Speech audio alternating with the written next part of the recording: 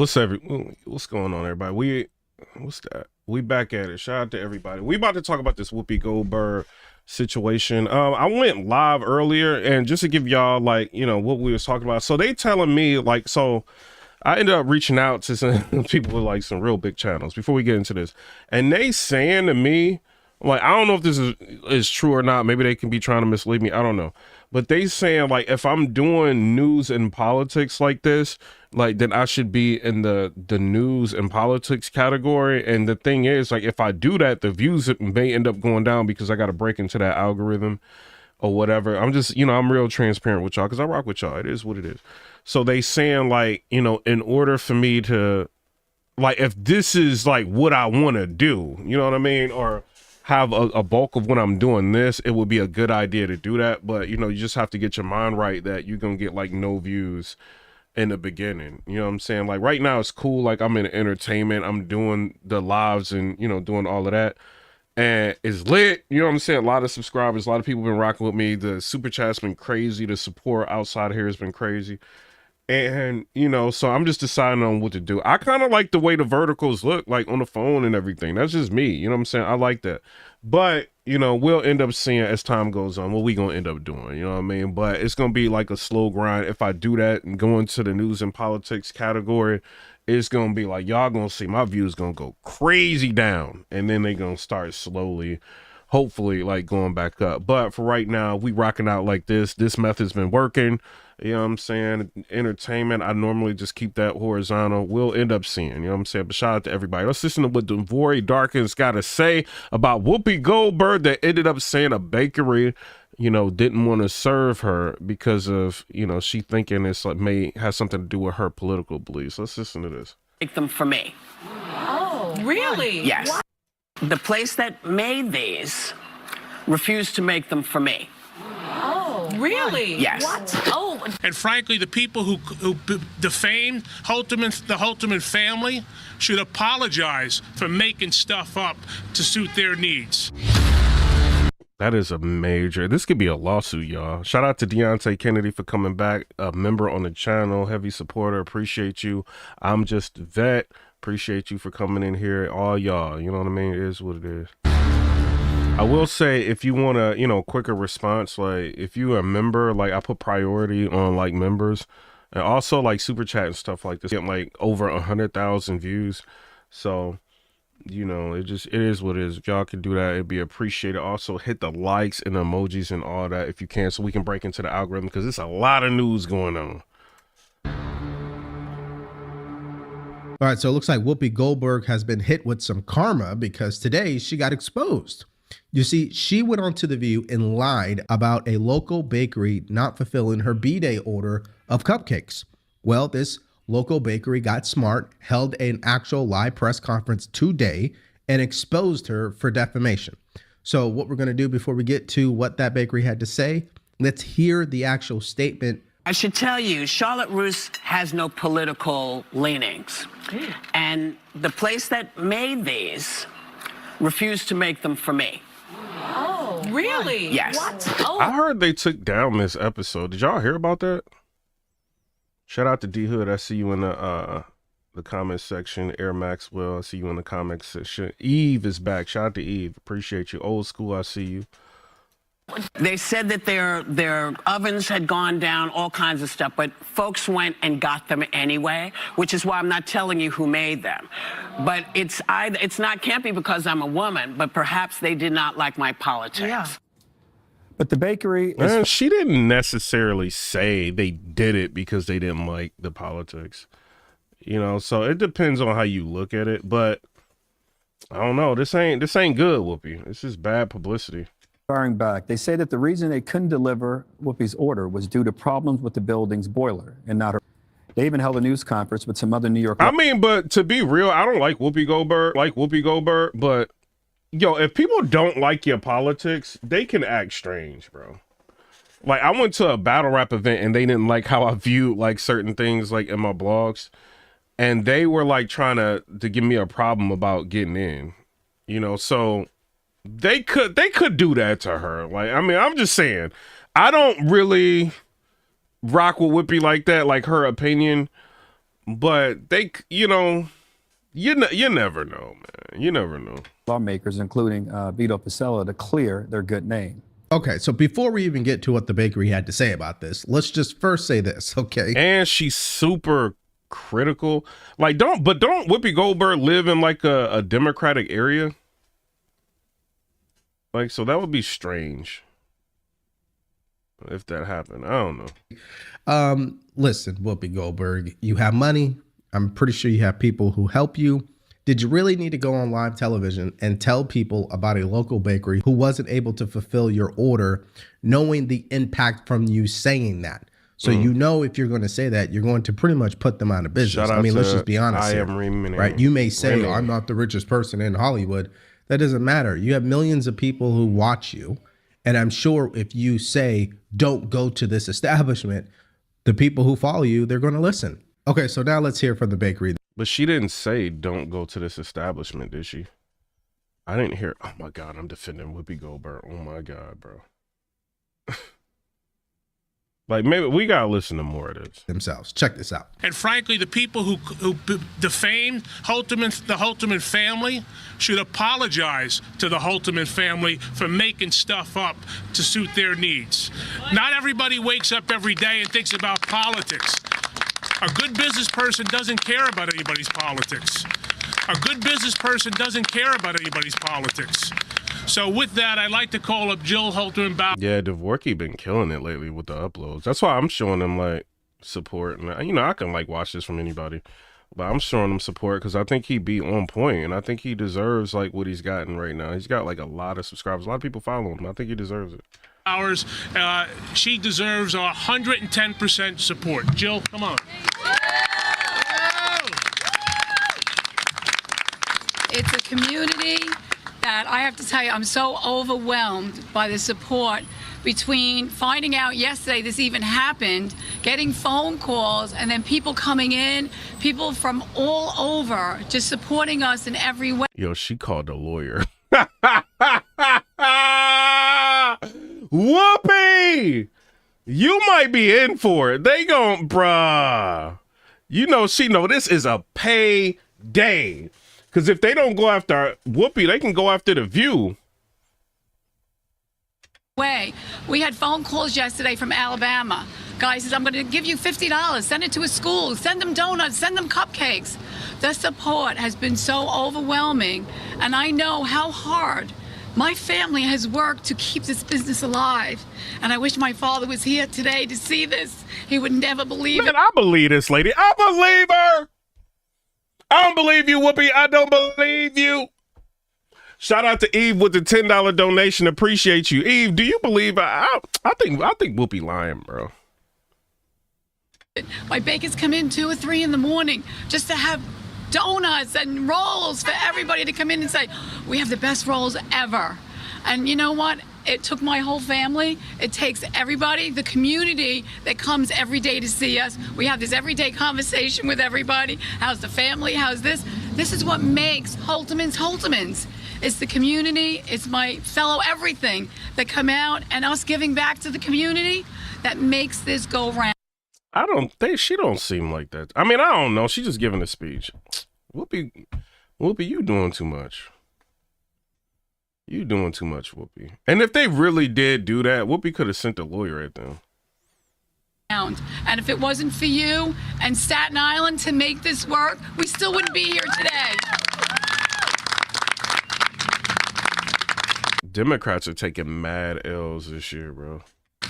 So I know my brother, Billy, work hard. Joe, my baker in the back, is here 6 days a week. He gives his heart and soul to this place. And you know what? My father always said, you do what you love. I'm telling you, this is my heart. And I thank you so much for everybody to come out and support us with the Holtzman family. It means the world to me. It really does. Thank you so much. Yo, that sound rich, the Holtzman family. They sound like they got money, bro. They went the right route. Hey, get the lawyers involved. If this is what she doing, we getting them lawyers involved, bro. Like, straight up. We not playing with you at all.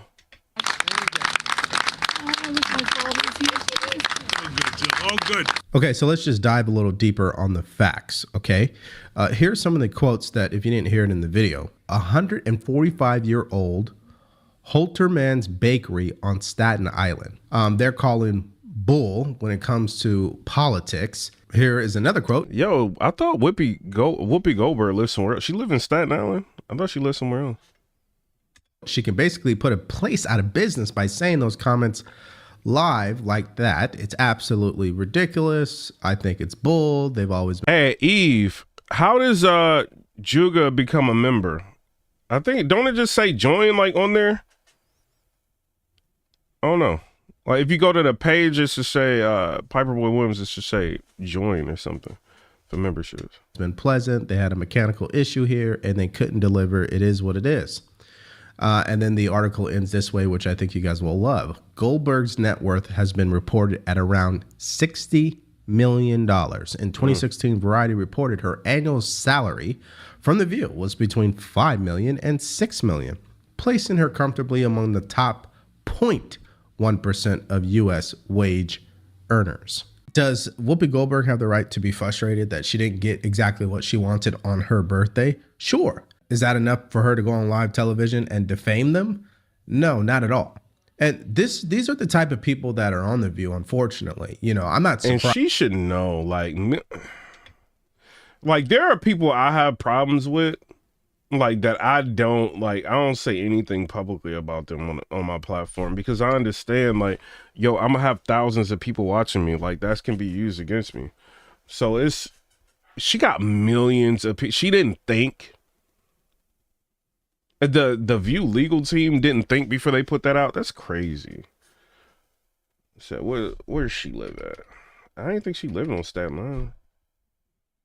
Hold on. She got a lot of houses. She lives in New Jersey and Vermont. She lived in California. She lived in New York. She got houses. Who knows, man? This lady worth so much money. Who knows? Surprised that she would do something like this because she's evil. She really is. She lives with hate in her heart. And here's the difference between people. Oh, you want become a member of his or mine?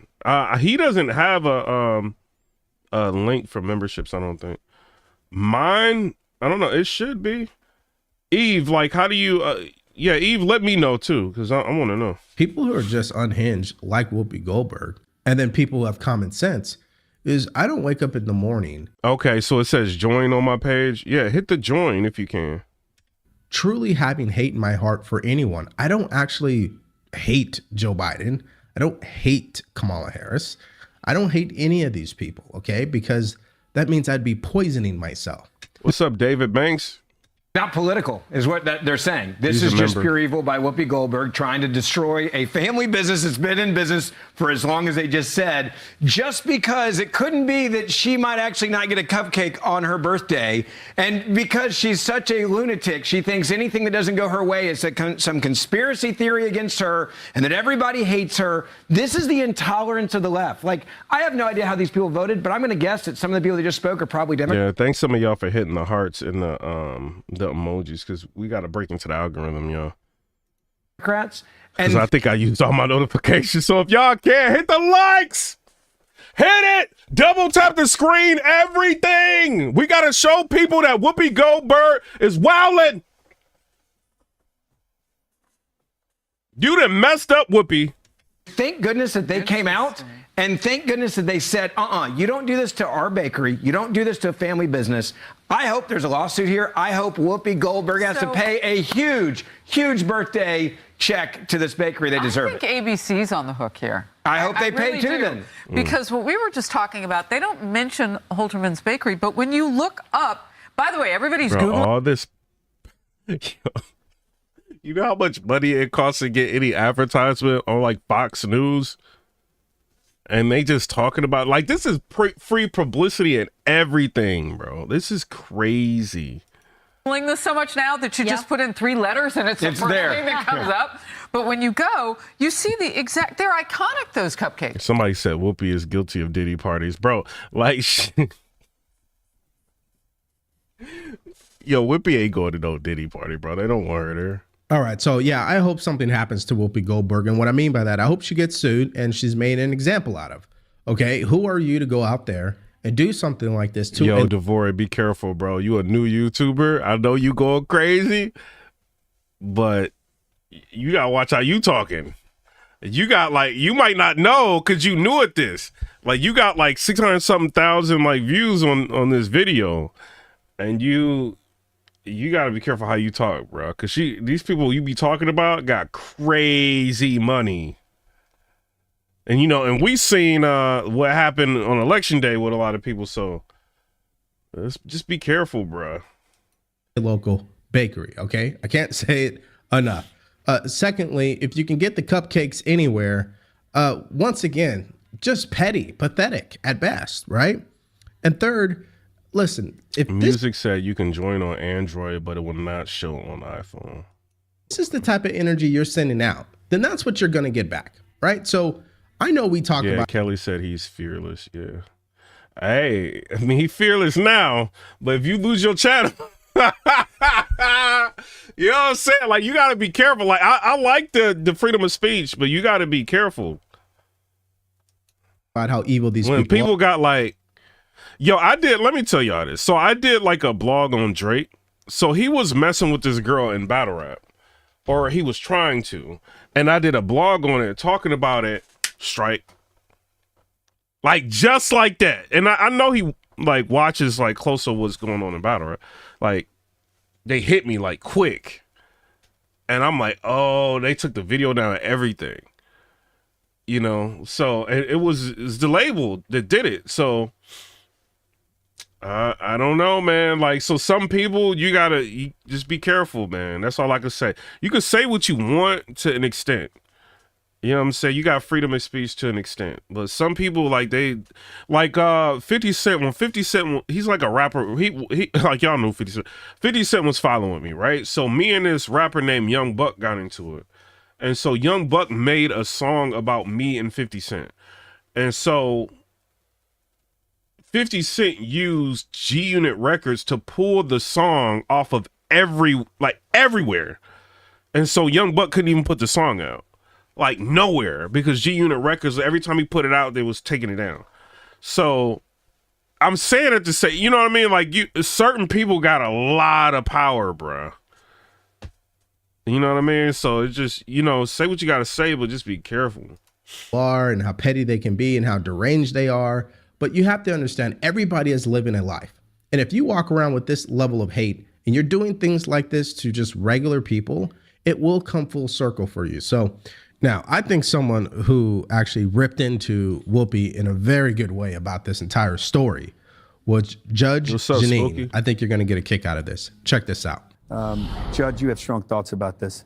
Well, first of all, I have strong thoughts about Whoopi because I think it was about 6 years ago she threw me off the set of The View. There I am because I was supporting. Yo, she threw her off the set? Nah, bruh. Donald Trump. Okay, but I should thank her because I was there to talk about my book, which made #1 on the New York Times bestseller. It was a script. You could see the body language there, too. You haven't changed one bit. I mean, yeah. Okay, but let me tell you a little bit about it. Oh, my God. Yeah, it was crazy. I want to watch that. Yeah. It was crazy. But look, there's no requirement that you identify the name of the bakery explicitly. If you Google Charlotte Russe, there is only one bakery in New York that carries this particular cupcake. And they wanted to pre-order it. She called. She said, it wasn't my gender, it was my politics. How the hell do you know that? They can prove that the oven was. Well, she didn't, like, she playing games with what Whoopi said, too. Whoopi didn't say it was. She said it could be. She said, I don't know if it could be. So it's like, I'm telling y'all, politics is a dangerous game, bro. Like, they can take little words and turn them on big platforms, and then you could think like people might be watching her that might not really watch what Whoopi said and think this is exactly what Whoopi said.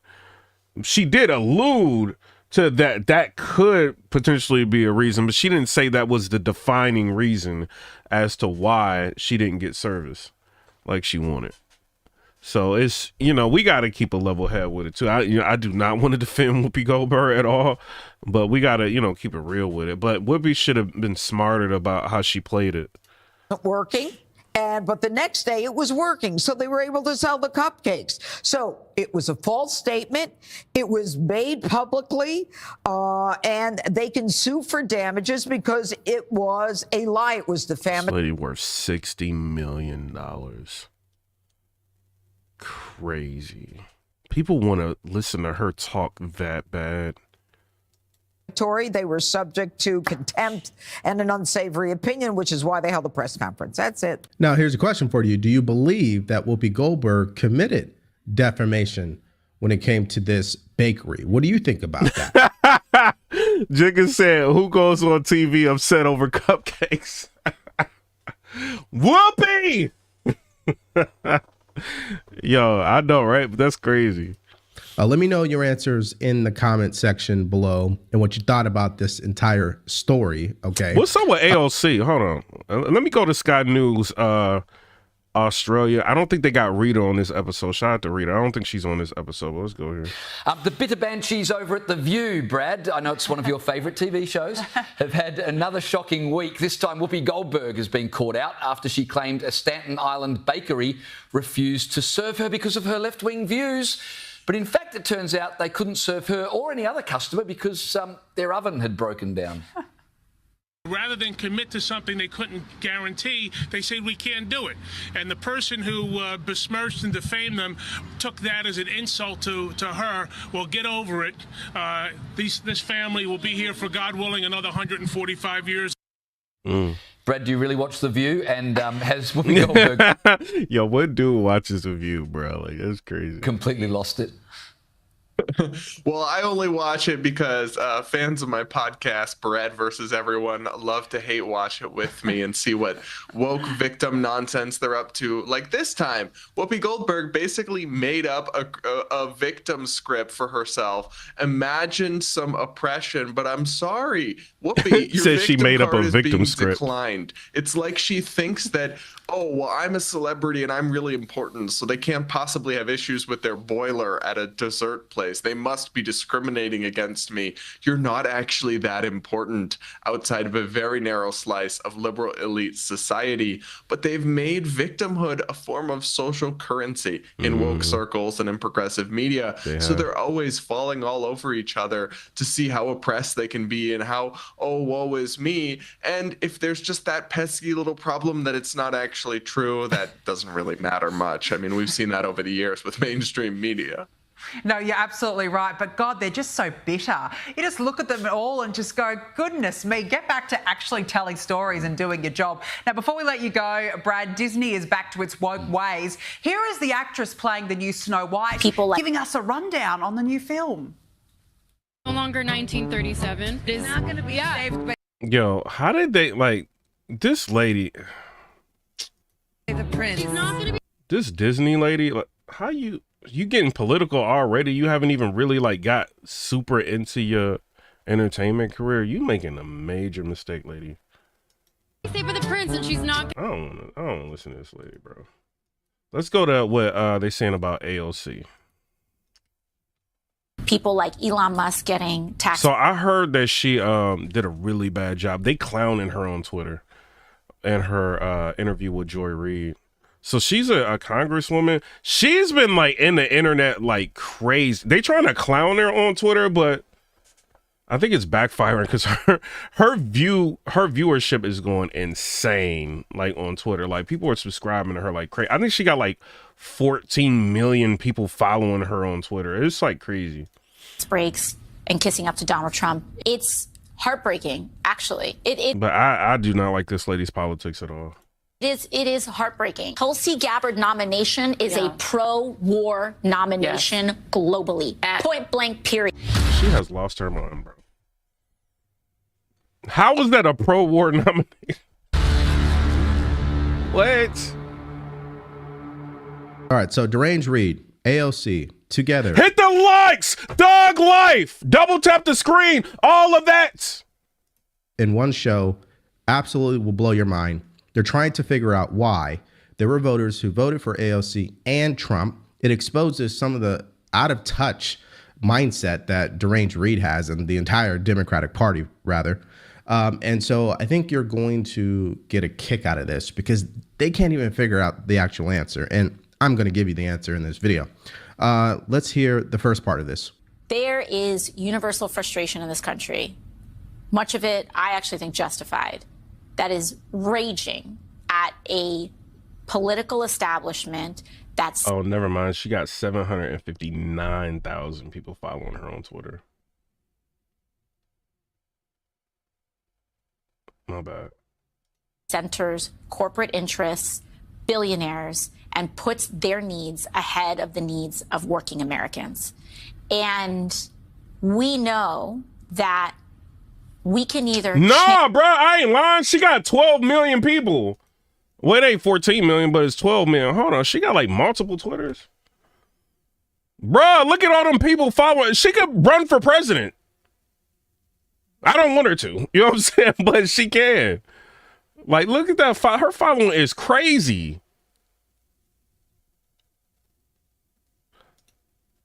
I think people like how she look, bro. I think that's what it, because she be talking crazy. Panel. Yeah, hit the like button. Righteous rage. Because there are people whose SNAP was cut off, their child tax credits were cut off, but they're seeing people like Elon Musk getting tax breaks and kissing up to Donald Trump in order to... Like, she is so ridiculous. So Elon Musk has been saying multiple times that he doesn't even think that Tesla should be getting tax breaks. He said, take all the tax breaks away. We don't even need tax breaks. He said that's just, you know, that's like, you know, the agency or whatever that put that in place, like, is bloat. You know what I mean? Like, we don't even need tax breaks. Like, people need cars. They're going to buy cars. We don't need tax breaks for that. Like, he said that. So, and he's doing this DOGE, Department of Government Efficiency. Elon Musk is doing that for free. He's not even getting paid to do it. So her whole argument is void. She don't know what she's talking about. I think, you know, that's the danger, bro. Like, because people ain't, like, people busy in life. They might just check Joy Reid or, you know, to see what she's saying. Maybe just peek in on AOC and not really know what Elon Musk has been putting out. This lady is, she filed for that. She know better. They're seeing people like Elon Musk getting tax breaks and kissing up to Donald Trump in order to do so. But they vote for, then why vote for Elon Musk and Donald Trump? And I think that, of course, is the question. It makes no sense. And I think part of it has to do with the fact that... Yeah, so let me clarify something, because, again, this is why I told you guys, she doesn't even know what she's talking about. And it's actually sad, because she's a congresswoman. People are not upset that Elon Musk is rich. They're upset that these benefits were cut off, and these same benefits are being given to illegal migrants. But of course, you don't want to talk about that because that's an indictment on your own party. You guys want mass migration to this country, which is ludicrous. Yeah, why do they want mass migration into this country? This is crazy. Like, what y'all think about that? Like, isn't that like a form of treason? Like, you fighting to open up our borders to have anybody and everybody come in here? Isn't that like a form of treason? That's crazy. Chris. And then like the governor at in California is wild too, bruh. Talking about like, even if they ask him to like send illegals like out of California or like round them up, he's not gonna do it. Like, bro, y'all are crazy, bro. That's why people are truly upset. And then you throw that with inflation and the cost of everything else, it's an utter disaster. And I think we're still in a process of going through the data. It's important to say that. Yes. And I actually think that it's important to say that the people who are rushing to say, let me give you my grand theory of what's going on right now. The problem is you went too woke. Sorry, Kamala Harris was running with Liz Cheney at her side. She wasn't going quote unquote woke. If we had an election on November 5th and November 6th, you've got and she removed her pronouns from her bio, bro. Like, so let me show y'all this. Yo, Democrats is crazy. So it says, U.S. Congresswoman, New York 14, in a modern, moral, and wealthy society, no American should be too poor to live. People funded, takes no lobbyist personal account, right? And then this one, U.S. Representative, New York, 14, BX Queens in a modern, moral, and wealthy society. No America should be too poor to live. 100% people funded, no lobbyists. She, her pronouns. She removed her pronouns, bro. Like, what? Answer? Right. Don't listen to those people. I agreed. No. She was trying to escape how woke she was. But the problem with that is it's a contradiction to who she really is. She is woke. There's no question about it. She's from San Francisco. Dude, I cannot wait to Tulsi Gabbard get in a room with this lady. You want most of the country to believe that she does not believe in those San Francisco ideals? Give us a break. That's what's all right. So Elon Musk, you're not helping people not like her, bro. Let me show y'all this. Elon, this is not going to make people not like her.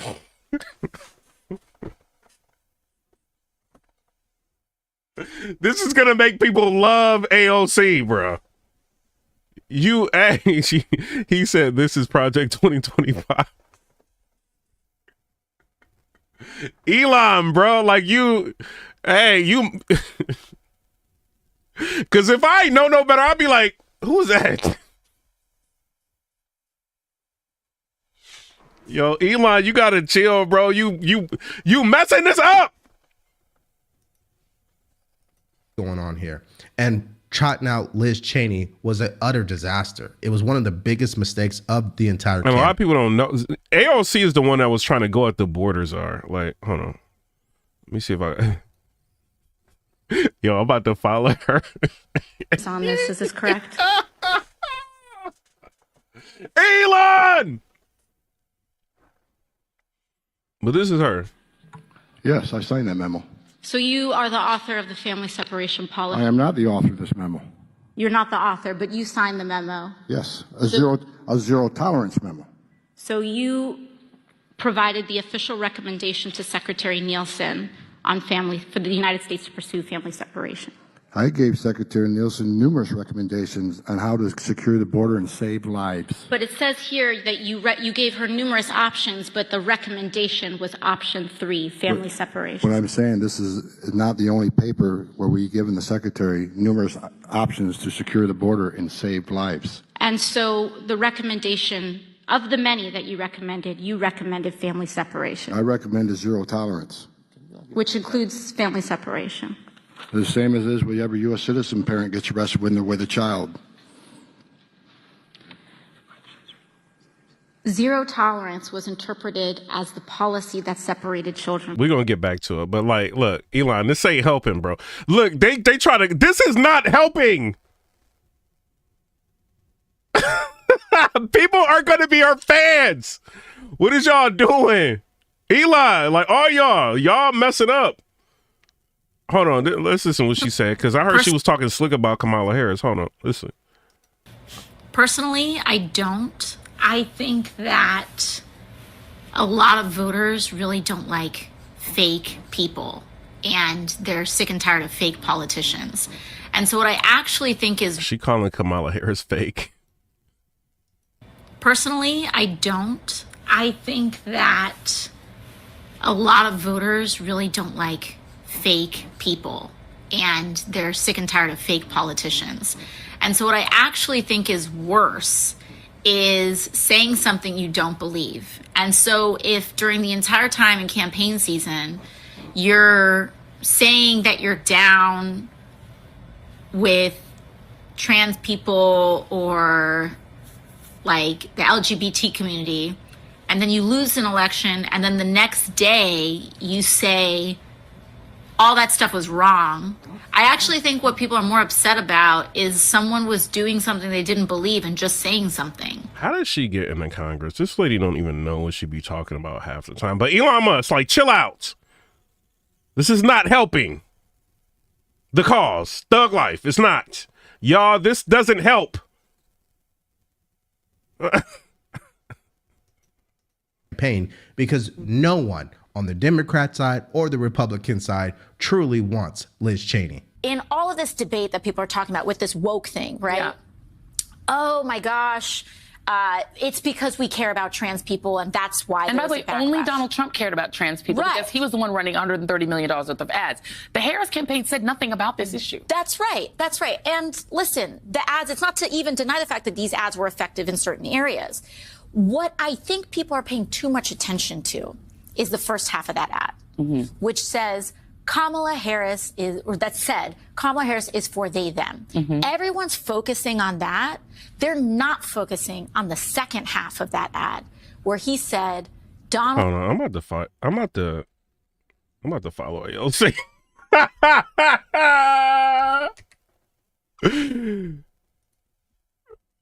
I'm following her. Hold on. Donald Trump is for you. Okay, so if we take AOC at her word that it's about, I don't like her though. Who cares about you more? Then Donald Trump blew Kamala Harris out of the water. There's no question about that. Why? Because Donald Trump is not fake. Kamala Harris is. It's one of the biggest But she was low key talking slick about the liberals. Indictments on her as a candidate. There's a reason why. She's one of the most unlikable politicians. I mean, it just is what it is. Even people in California do not want her to become governor. We don't want that. Even though there are rumors that she's planning to run to be governor, that's all speculation. Yeah, exactly. Nobody knows that. People saw a Hispanic name on the ballot, so they voted for her. That's what it was, man. That's exactly what it was. Like all these people that's coming here, like that. Bro, that's what I mean. I don't know, but I think that's what it was. We'll see. But when your energy is There's no way to tell, though. You're never going to win that argument. I don't care if you keep calling your opponent a fascist or racist, the next thing to Hitler. That's not going to land for people, and we saw that. So while you're over there saying we need to wait for the numbers. Y'all trying to play me? Hold on. Y'all trying to play me right now? Why did the hearts and the emoji stop? Stop playing with me. Stop playing with me. Hit the likes. Double tap the screen. It's 40,000 people that have watched. Stop playing. Wait a minute. No. We know what it is. Just look at the results. I'm looking. The results show that, 48 out of 50 states all moved to the right? I think that probably tells the story. Okay, so now they get into trying to explain what they think. Let's see if he gets into AOC's word salad. About Trump's cabinet picks, and this is where she really lost me. It's heartbreaking, actually. It is heartbreaking, and people may want to take like a kind of vengeful stance about this, but it is genuinely heartbreaking. And we haven't even gotten to Tulsi Gabbard potentially having access to national security information, and Russia loves it, loves her. And I actually. She served in the military. Like, come on, y'all. Joy Reid is ridiculous. I think almost more than Matt Gaetz, Tulsi Gabbard's appointment is devastating. And Tulsi Gabbard's nomination. Yeah, but y'all was like super supporting her when she was a Democrat. Y'all are fake, bro. Y'all be faking, bro. Like, why y'all be all fake? Tulsi Gabbard potentially having access to national security information, and Russia loves it, loves her. And I actually think almost more than Matt Gaetz, Tulsi Gabbard's appointment is devastating. And Tulsi Gabbard's nomination, as much as she says that she's an anti-war person, she's not. Yeah. She supports very pro-war individuals, including Liz Cheney was the one that supported, like, she's pro-war. I haven't heard of Tulsi Gabbard talking about, like, let's go to war. I haven't heard anybody that's been in meetings with Tulsi Gabbard say Tulsi Gabbard is a war hawk. I haven't heard that. So let's get it straight, AOC. Like, please, like, don't get on here and just lie. Says that she's an anti-war person, she's not.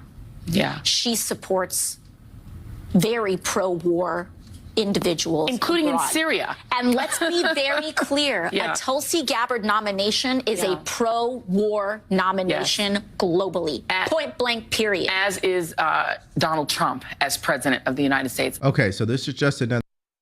Are y'all crazy? Donald Trump was like one of the only presidents that had no new wars under his administration. Like, he is for ending the wars. Like, you see how Hamas reacted to when Donald Trump got elected. Like, you see Russia, Vladimir Putin wants to talk to Trump now. Like, why do you think you want to talk to him? He wants to talk to him because he know what Trump about to do. Like, so he gonna have to stop that war that's going on with Ukraine because it's gonna cost Trump business. You know what I'm saying? Money, aid, and all of that. Like, so they're gonna have to come to some sort of resolution to stop it. The Democrats had office in the last 4 years, and they may have tried to do something to stop it. I don't know. I haven't seen anything that they've done to try to stop it. But the war has been going on under their administration. So, like, what are you saying, AOC? You're a Democrat, and your party has there's a war going on, and your party is like in office while there's wars going on overseas, and you're helping like sponsor. It's a proxy war, is what it is. Like, we send in Ukraine like a bunch of money. Like, why are you not saying anything about that? Like, you in Congress, you should know about the money that's going over there. Like, you crazy. And you want to say Tulsi Gabbard is a war hawk? You crazy. Tulsi Gabbard nomination is a pro-war nomination globally. Point blank, period. As is Donald Trump as president of the United States. Okay, so this is just another example of if we look at what our eyes have told us, if we look at Trump's first presidency, it contradicts what they just said.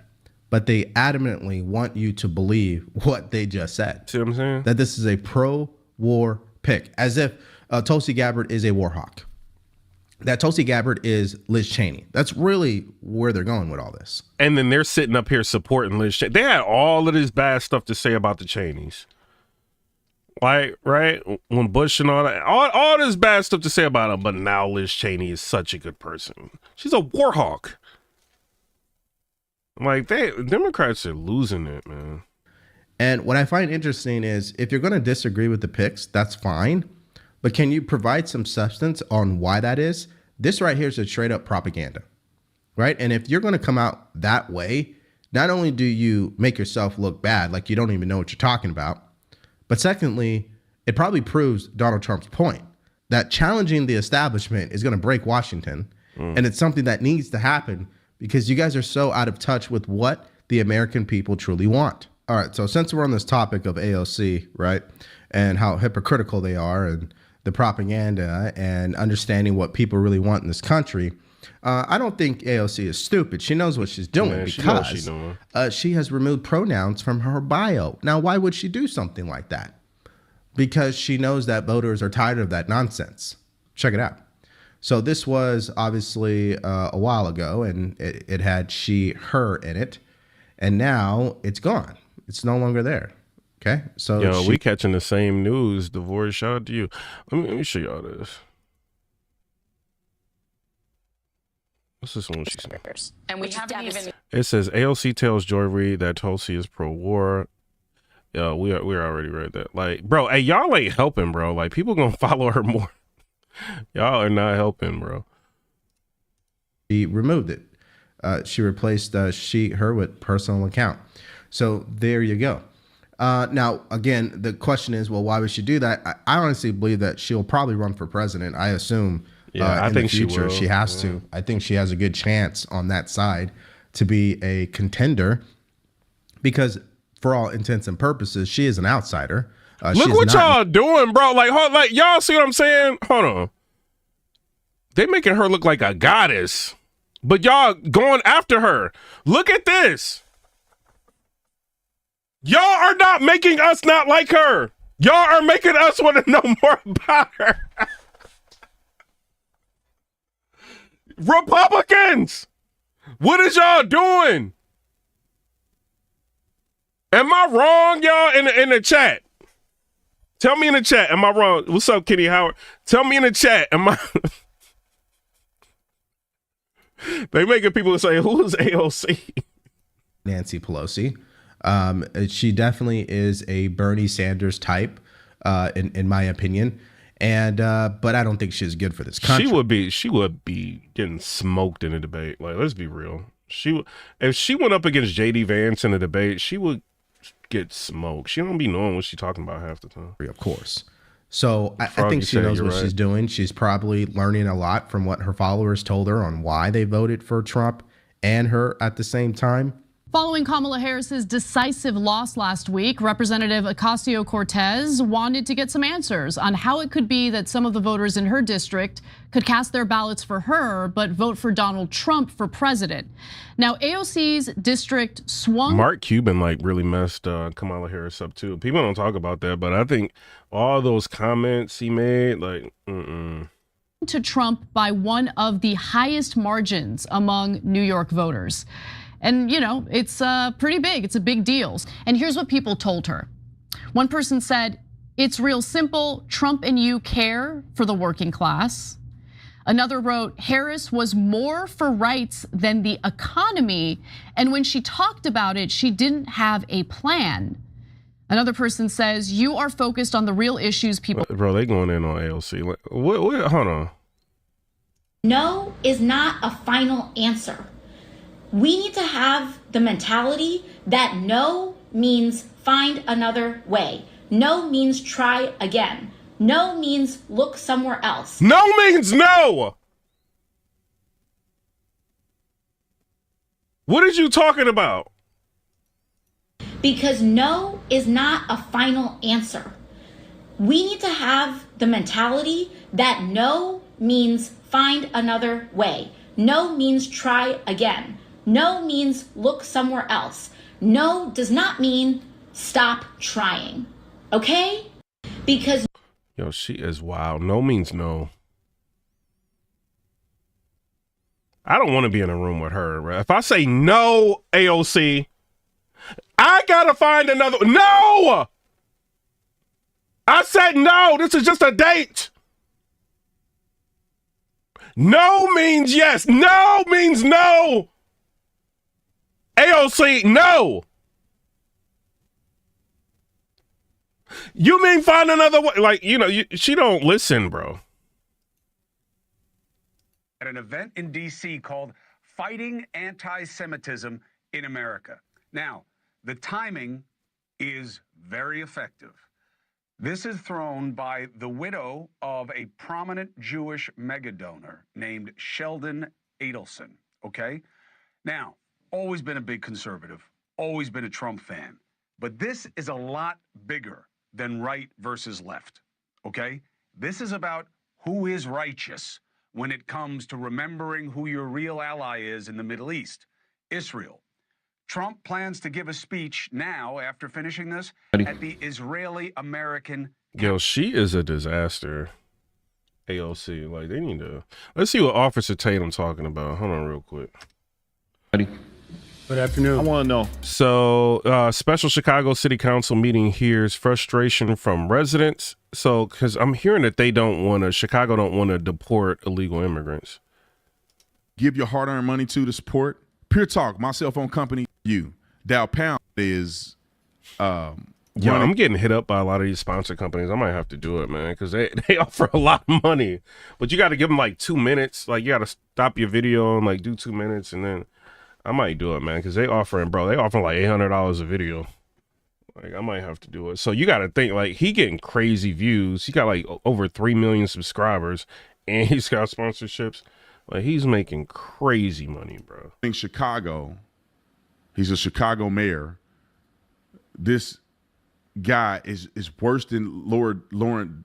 So to give you some information on the Chicago mayor, this guy, like, he took $80,000 from the taxpayers, and he had an office room redecorated for his wife. $80,000 while they were going through a budget crisis. He used $80,000 for that. This is the type of mayor that they have. It's ridiculous. And when they asked him about it, he was like, well, you know, all mayors get to do it. Like, bro, like, what do you... Then he told... Because I know more about this guy than Tatum does. So it's that. Then he was promising, like, if I get elected, I'm not going to raise you guys' taxes at all, right? And so moving forward, you had a lot of disgruntled residents coming up and trying to like have like council meetings and try to get in touch with the mayor, and like they've been kind of speaking at him and trying to turn Chicago red because they're upset with his policies. One thing that they're saying is that illegal immigrants are flooding into Chicago, into the neighborhoods, and taking resources. and they're not doing anything to stop it.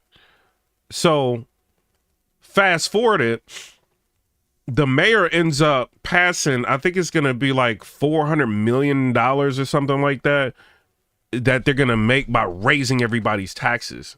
And it's like to the penny of what it costs to support the illegal immigrants for like a specific point in time.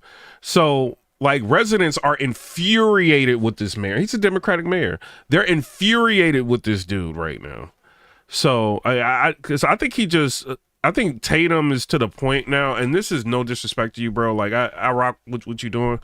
I think he's just trying to push content, so he don't really do as much research as he used to do because he's trying to do the sponsorships and everything.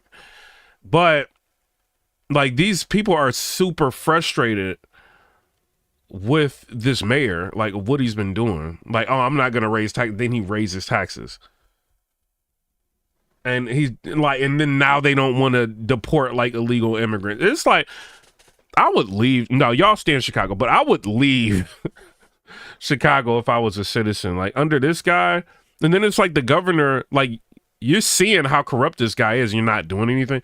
Like this dude. Remember I told you like he used $80,000 of taxpayer money, right, to remodel an office. 2 chairs were $8,000 for 2 chairs. So people are kind of looking at it like, yo, is that money laundering? Like, what is this dude doing? He spent that kind of money. That is ridiculous, bro. Crazy ridiculous. What's her name? Lori Dirty. And then like one of the desks was like $6,000. Like he was just blowing through money, and he's still a mayor. But they call her Lightfoot, but she a dirty foot, nasty foot, slew foot, club foot, right foot, left foot, club foot, whatever you want. Big foot. I don't know. That lady had clown shoes on one of them press conferences. I say, boy, who put Beetlejuice in at mayor in Chicago? Homegirl had the Beetlejuice shoes, and if she wasn't all awkward enough, that she married a white woman.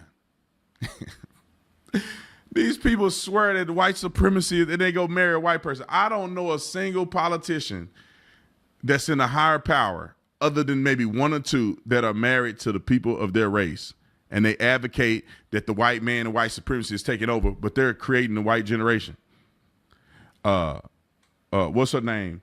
Vice President Kamala Harris, white man. Who did she vote for? A white man. Who did she make as her VP? A white man. Don Lemon, white man. Jean Pierre, I think she was a white woman. Clubfoot, Lori Dirtyfoot, white woman. Who else we got? Van Jones. I looked at one of his girlfriends. I had to look. Van Jones' last serious woman was a white woman. All right, so this is why low key, I see what Tatum is doing, but bro, I don't like. I date black women, white women. Like it don't like sometimes you can't help but like who you like. You know what I'm saying? It's what it is. You know, so I'm not gonna be like if I'm getting along with like a Latin woman better than like a black woman, like at the you know what I'm saying, I'm gonna go with the Latin woman. Like I'm just not gonna be with somebody and have, you know, like a less than happy relationship with somebody else. Or if it was a black woman and it was a white woman and I'm having a better time with the black woman, I'm gonna, you know what I'm saying? Like if I'm like dating, I'm going to be with the black girl. It's not about the race. It's about like who you get along with. And sometimes, and I'm going to keep it real. People ain't going to like this. Thug life. It is what it is. White people are easier to get along with a lot of girls. Like they are. You know, I'm sorry, black women, I love y'all. I you know what I'm saying? Well, I can't, you know what I mean? But like, y'all be hard to deal with sometimes. So that's why a lot of people end up like dating outside. And then black dudes be hard to deal with for some black girls. You know, so they dating white men and you know what I'm saying? Like it just depends, bro. You know, you just like who you like. At least when I looked it up. Maybe he had a few dudes, a few other women in between. We could go down the list. AOC, white man. She with a white dude. Who else can I think about? But I see what he's saying, though. On the left, that talk all this shenanigans and they married to white people. Froggy said us white women love chocolate, too. Hey, And then like, this is why I don't discriminate, bro. Have y'all seen some of these white girls out here in this world? Oh my God. I'm talking about built. Like, bro, I'm not about to just cause you a race. Like, I'm going with what I like. Like, if it's the black girl this time, it's the black girl. If it's like white girls they be built, bro. And they're easier to get along with. I mean, that's not a lie. At least in my life experience, they easier to get along with. You know what I'm saying? Just what it is. Oh, well, I could probably keep going. They be like, oh, you just don't want to deal with a strong black woman. I don't want to deal with somebody I got to argue with. Not, like I said, not all black women are like that. But if I got to argue with you, bro, I want to go home, go to work. I don't want to go to work, but I'm going to work, making money. I'm paying bills. And I got to come home and I got to hear your mouth. Like, I'm not doing that, bro. You know what I'm saying? Just because you black. You know what I'm saying? And maybe you don't know, like, who dating who at a certain time. You know what I'm saying? So it just, people don't like that, but it's true. Long enough. All right, let's get to the clip of them just blasting Mayor Johnson. He deserved every minute of the backlash from the black community. Now, let me preface this, because I don't want people to think that Brandon Tatum is being disingenuous. This is a small minority of black people, but most of the common sense is coming from these black people. So it's a minority, but this is where all the brains at, right here. Roll the clip. Good afternoon. Yeah, sometimes Latina girls be where it's at. Like, they love hard. Like, it just, like, whoever. I've never dated an Asian woman though. I thought about it. I'm like, yo, if I ever get single again, I'll probably like try an Asian woman. No. How does it feel that Trump is in office right now? Yo, I'm excited about this next presidency, bro. I've never been like, I mean, when Obama got elected, I voted for Obama. Like, I ain't gonna lie to y'all. Like, I voted for Obama. I voted for Trump. You know, when Obama got elected, I was like, oh man, we might actually get changed. And then he ain't do nothing. You know what I'm saying? I mean, he did stuff, but he didn't do anything for black people. But he did like help the economy and things like that. And Trump did inherit like some of the things that Obama did, like with the economy. That is true. But Trump kept a good, you know what I'm saying, economy during his presidency. Other than when COVID hit, that wasn't nothing really he could have did about that. You know what I'm saying? But as far as like being super excited about a president, when these social media companies started going after like us for freedom of speech, like that's when I say, like, if you will post anything like favorable to Trump, like on like Facebook or Instagram and like some of these social media companies, they put like crazy annotations like under your stuff, or you get warnings and all of that. Like, that's when I was just like, yo, what's going on with freedom of speech? And then I started looking and finding out that Kamala Harris was actually in favor of shutting down Twitter. And it was like, yo, that's like one of the only like free mediums of speech that you have. Like, you say to anything on TikTok and somebody don't like, the next thing you know, your audio is taken away. You know what I'm saying? Or they pull your video down without warning and stuff like that. And it's just like, it's crazy because they're scared because the Democratic Party implemented that legislation to get rid of TikTok. So you got to think like, and the time is coming close to where they got to sell it or the program can't be active in America. So they're like super scared. So Facebook, you know, like Mark Zuckerberg, he already got brought up in front of like different, you know, people for different hearings and stuff, and you know, all day long. Like, he don't want to go through that again. Like, so he probably, and he on Instagram, like, so he probably just like, yo, we just stifling freedom of speech. I said probably, just, I'm not saying doing it, like, but that's what it is. You know, like, I feel like that's why I don't use Instagram. Like, I very rarely upload anything on Instagram. The only time I use Instagram is when 50 Cent followed me. You know what I'm saying? And then like my followers went crazy. And then like people was paying me like mad money to like post up because he would repost what I would post. And so that's when I was making money. But then I lost my Instagram and I got another Instagram. And then it's just been like, you know, the people you follow is not even the people that they show you. They be showing you like, not to digress, but like they be showing you like super popular entertainers that you don't even follow. They be making you follow people that you don't even follow. Like I'm like, why am I following who was it? I think it was like Kevin Hart. Shout out to Kevin Hart. Kevin Hart gave me a DVD in person. You know what I'm saying? Shout out to him. I'm not dissing you. You know what I'm saying? But I wasn't following him. You know what I mean? And they had me follow him. I think it was another person they made me follow. It was the girl that was in Dune. I can't remember her name. They made me follow her. I'm like, I don't even know who this girl is. Like, I was following her. I'm like, what? That's why I'm like, I'm getting off Instagram. And then, you know, Facebook, you can't even say nothing. So, like, Twitter is like the medium of freedom of speech, which that Rumble, you know, so it's like, bro, like when I seen like Kamala Harris coming after Twitter, and then I seen John Kerry like doing a speech talking about how freedom is how the social media is hurting the, you know, what government wants to get out to people. Like, that's when I got like super scared. Then we saw videos, we ran videos of Hillary Clinton saying like the same thing that Kamala Harris was saying about Facebook. I'm sorry, Twitter. Like, that's what I'm like, yo, like we need somebody to fix freedom of speech in America. And then, like, when I seen Trump, I'm like, yo, we need to get him, bro. So I went crazy to try to help get him elected, you know? So, I mean, I had thousands of people telling me that they was voting, you know what I'm saying? Like, yo, you opened my eyes, like, to vote for Trump, you know? And I felt like I did my part. You know, some people got mad about it. Like, my dedicated fan base got mad, but it's just like, yo, like, I felt like at this time, like, hey, I'm ready to lose it all, you know, to be able to try to help get this dude elected, you know? And that's why, like, you got like Aiden Ross, people like that. Like don't nobody want to be taxed to the wazoo and then see our country's borders opening up and they're not doing anything about it.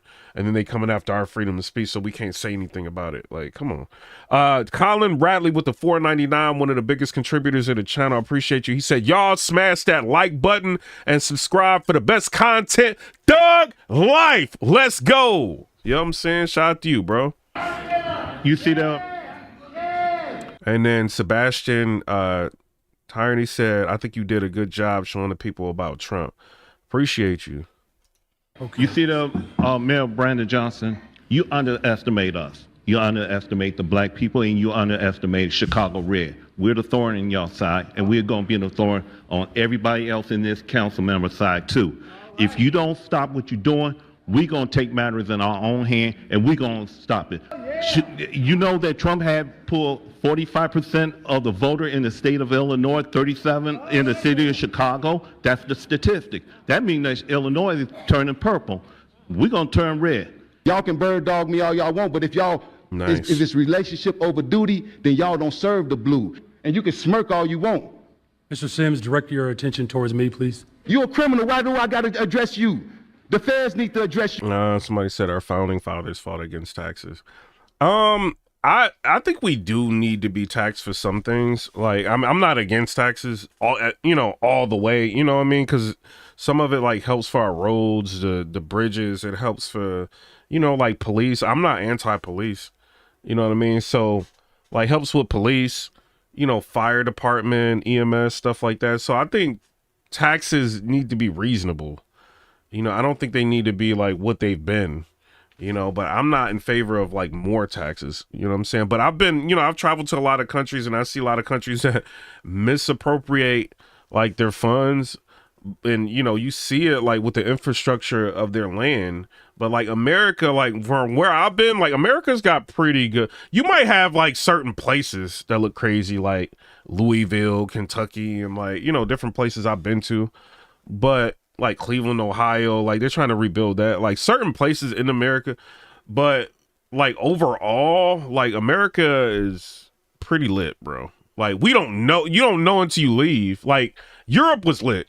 You know what I'm saying? Europe is like real nice, like super nice. But like if you go to Jamaica, you go to Mexico, and then you come back here, you're like, oh yeah, America is lit. It's like mad clean over here compared to a lot of places. But, you know, taxes, I think we need some sort of tax reform to where we're not being taxed like crazy. You see what I'm saying? DOJ need to address you, and hopefully Donald Trump will address you.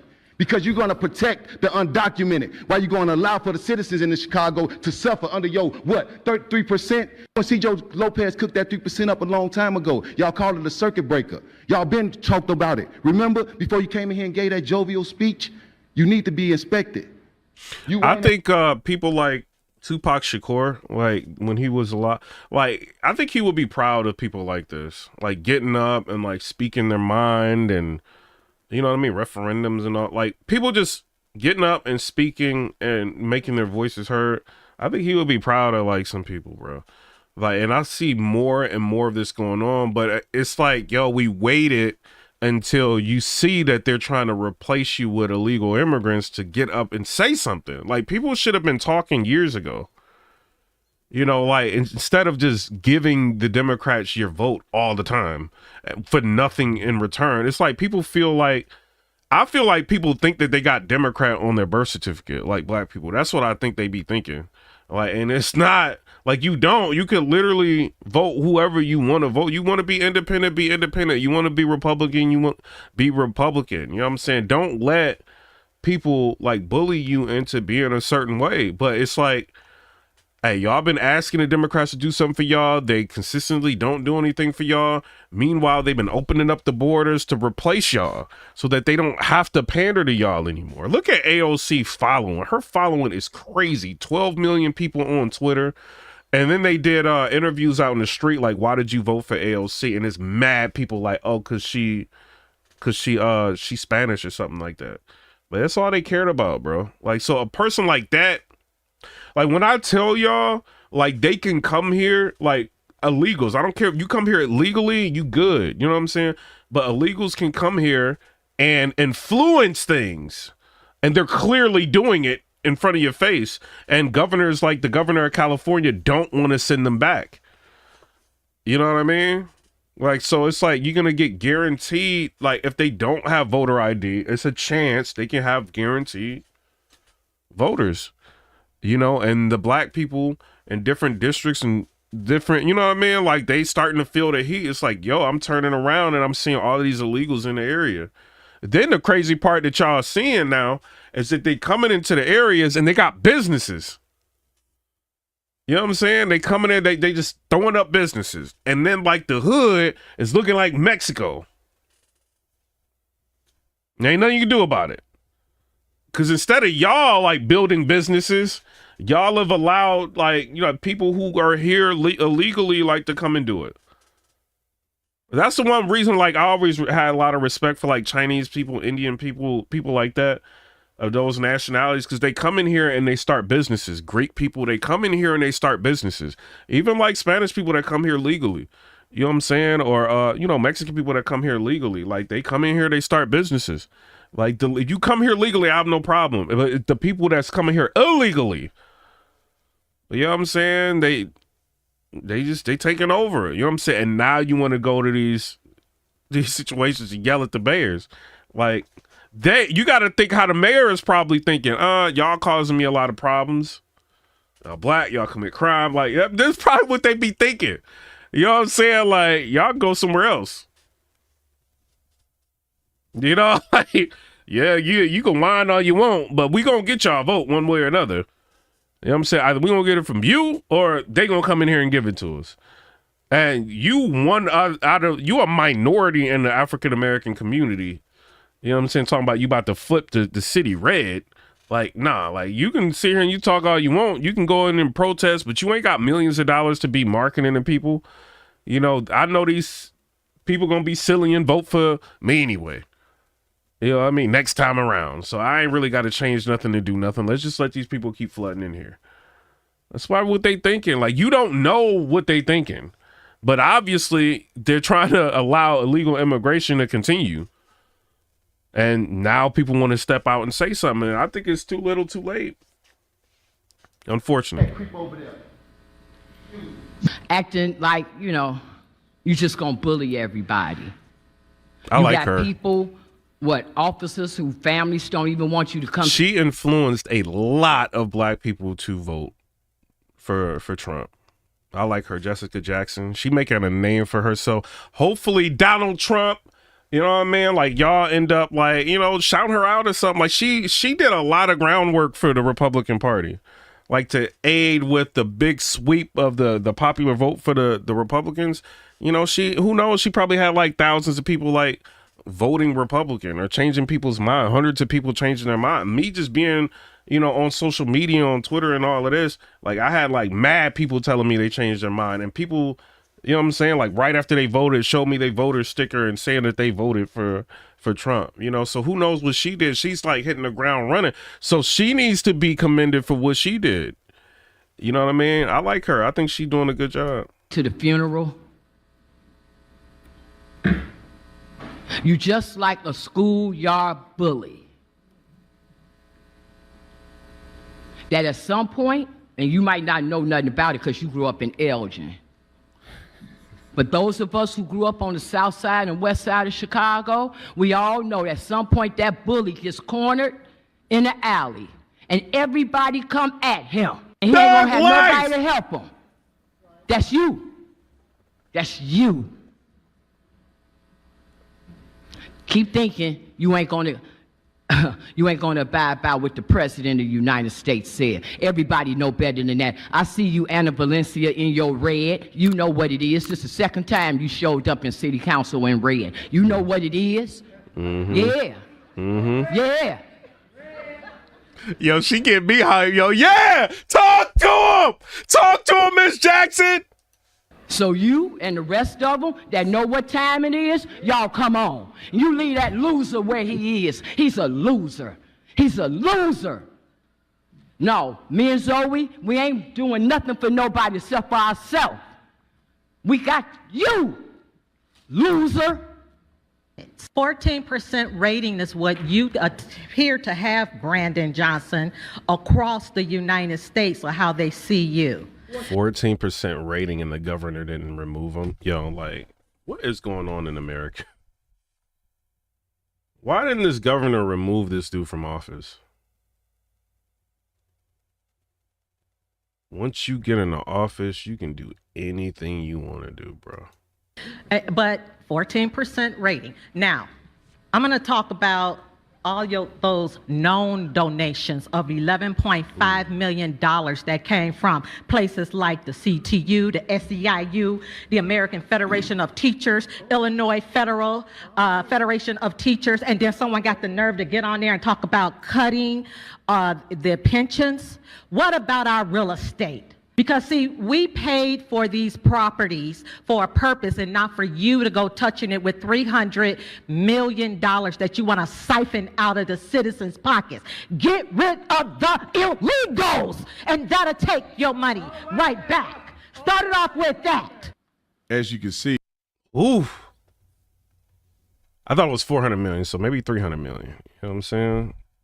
But he don't care. He about to get y'all money. Y'all can't do nothing. Like, that's crazy. There are people that are disgruntled with Brandon Johnson, and I think that more people will come out and oppose him. This fool done said so many crazy things. He played a race card every chance he get. We got evidence and videos of him doing it. And then he comes out and supporting all them illegal aliens in the city.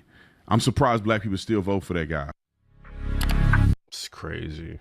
Let's hear what Piers Morgan got to say. My dog. Shout out to Piers Morgan. I think said, it's no one funny cares. how America turns on anti-Trump celebrities, featuring Nedra. every election cycle, people begin to backtrack and be hypocritical about where their stances are. Look, both candidates had celebrity endorsements. Amber Rose, Kid Rock, they were pushing for. Yo, this dude got a book in the background, said The Case for Cancel Culture.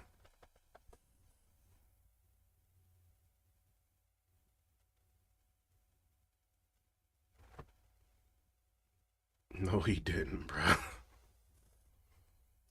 For Trump, some NFL players as well. So I don't really think to try to make this a celebrity focal point is necessarily what really happened here in the United States.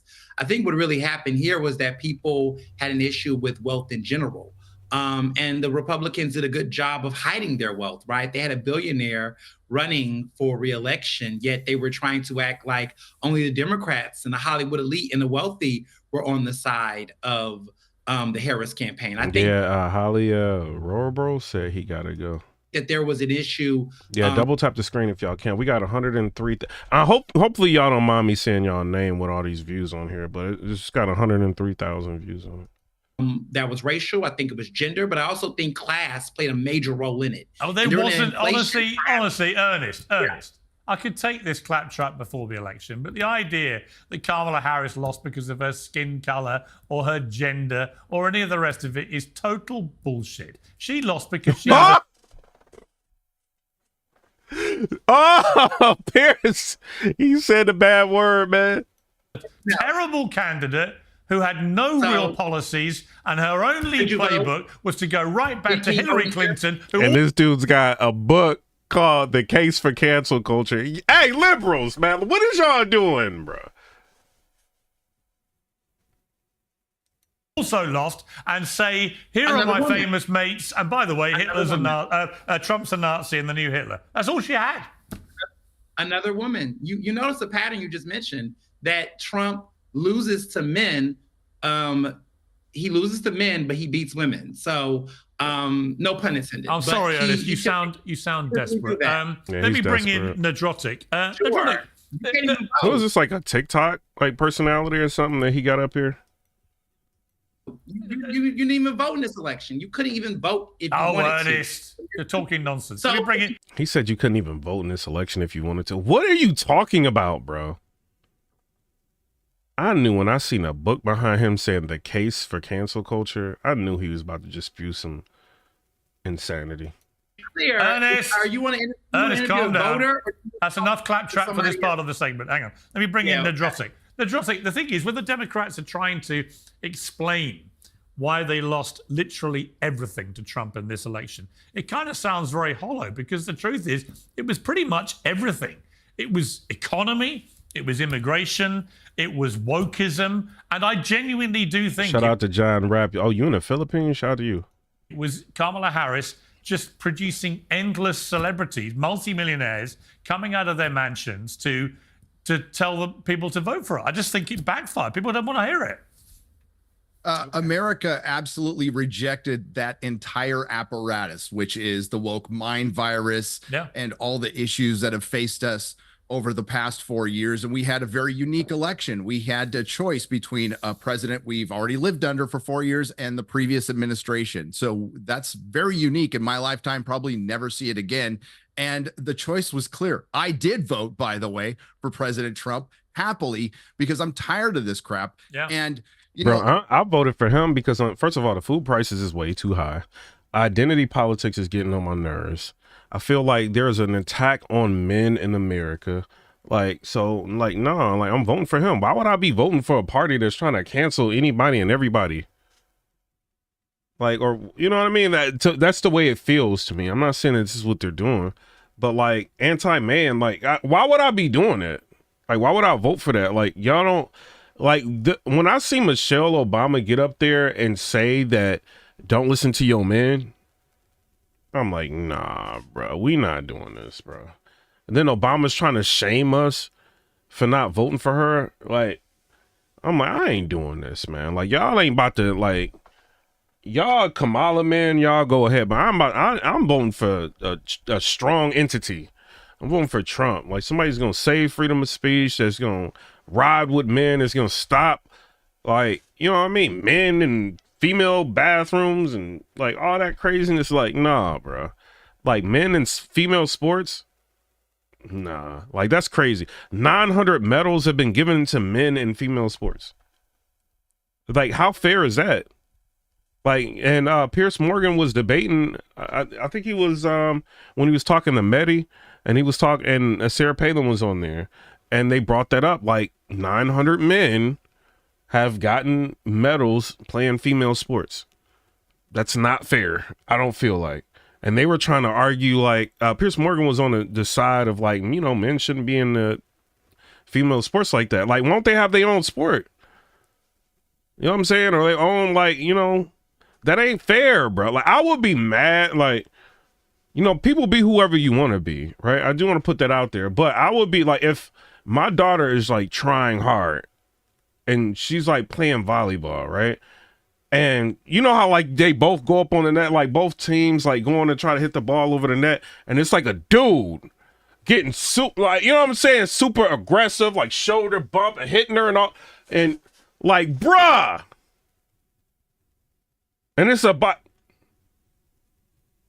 like, y'all don't be thinking about it like that. Like, there was just a situation that happened in Nashville, Tennessee, right? So it was something, you know, I can't say it on YouTube, but broke out, right?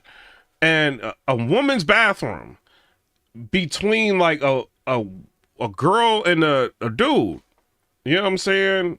That was in the, you know, whatever. And the person was allowed to be in the bathroom because of what's going on in America, but the teacher couldn't go in there to break it up. And the person that was the biological dude was getting the best of the girl. You know what I'm saying? In that situation.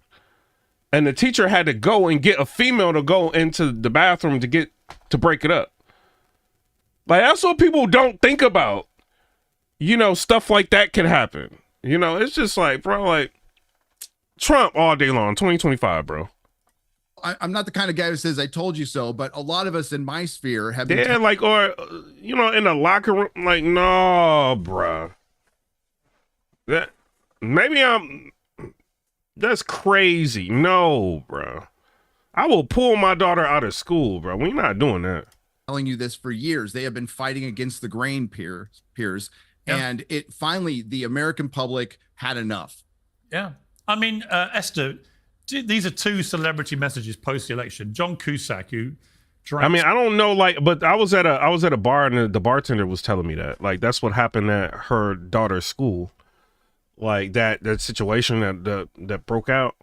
Like, I'm like, yo, when she was telling me that, I'm like, and she wasn't drunk or nothing. She was just like telling me, like, yo, this is crazy, because she was telling me she was voting for Trump, and she was letting me know, and she watching this now, like, probably, but I'm like, yeah, that is insane, bro.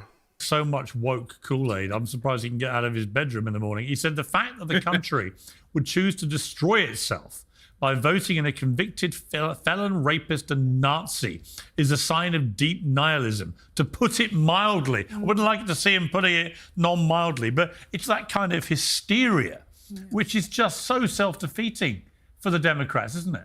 I think people rejected these Hollywood stars, which mainly because of what Hollywood is. Who is she? Is she Democrat or Republican?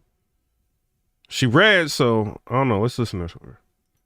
Right, Hollywood as an industry has produced its fair share of predators and sexual deviants and addicts. I mean, the idea that people like J-Lo, whose Super Predator ex, now she runs away from Super Predator ex.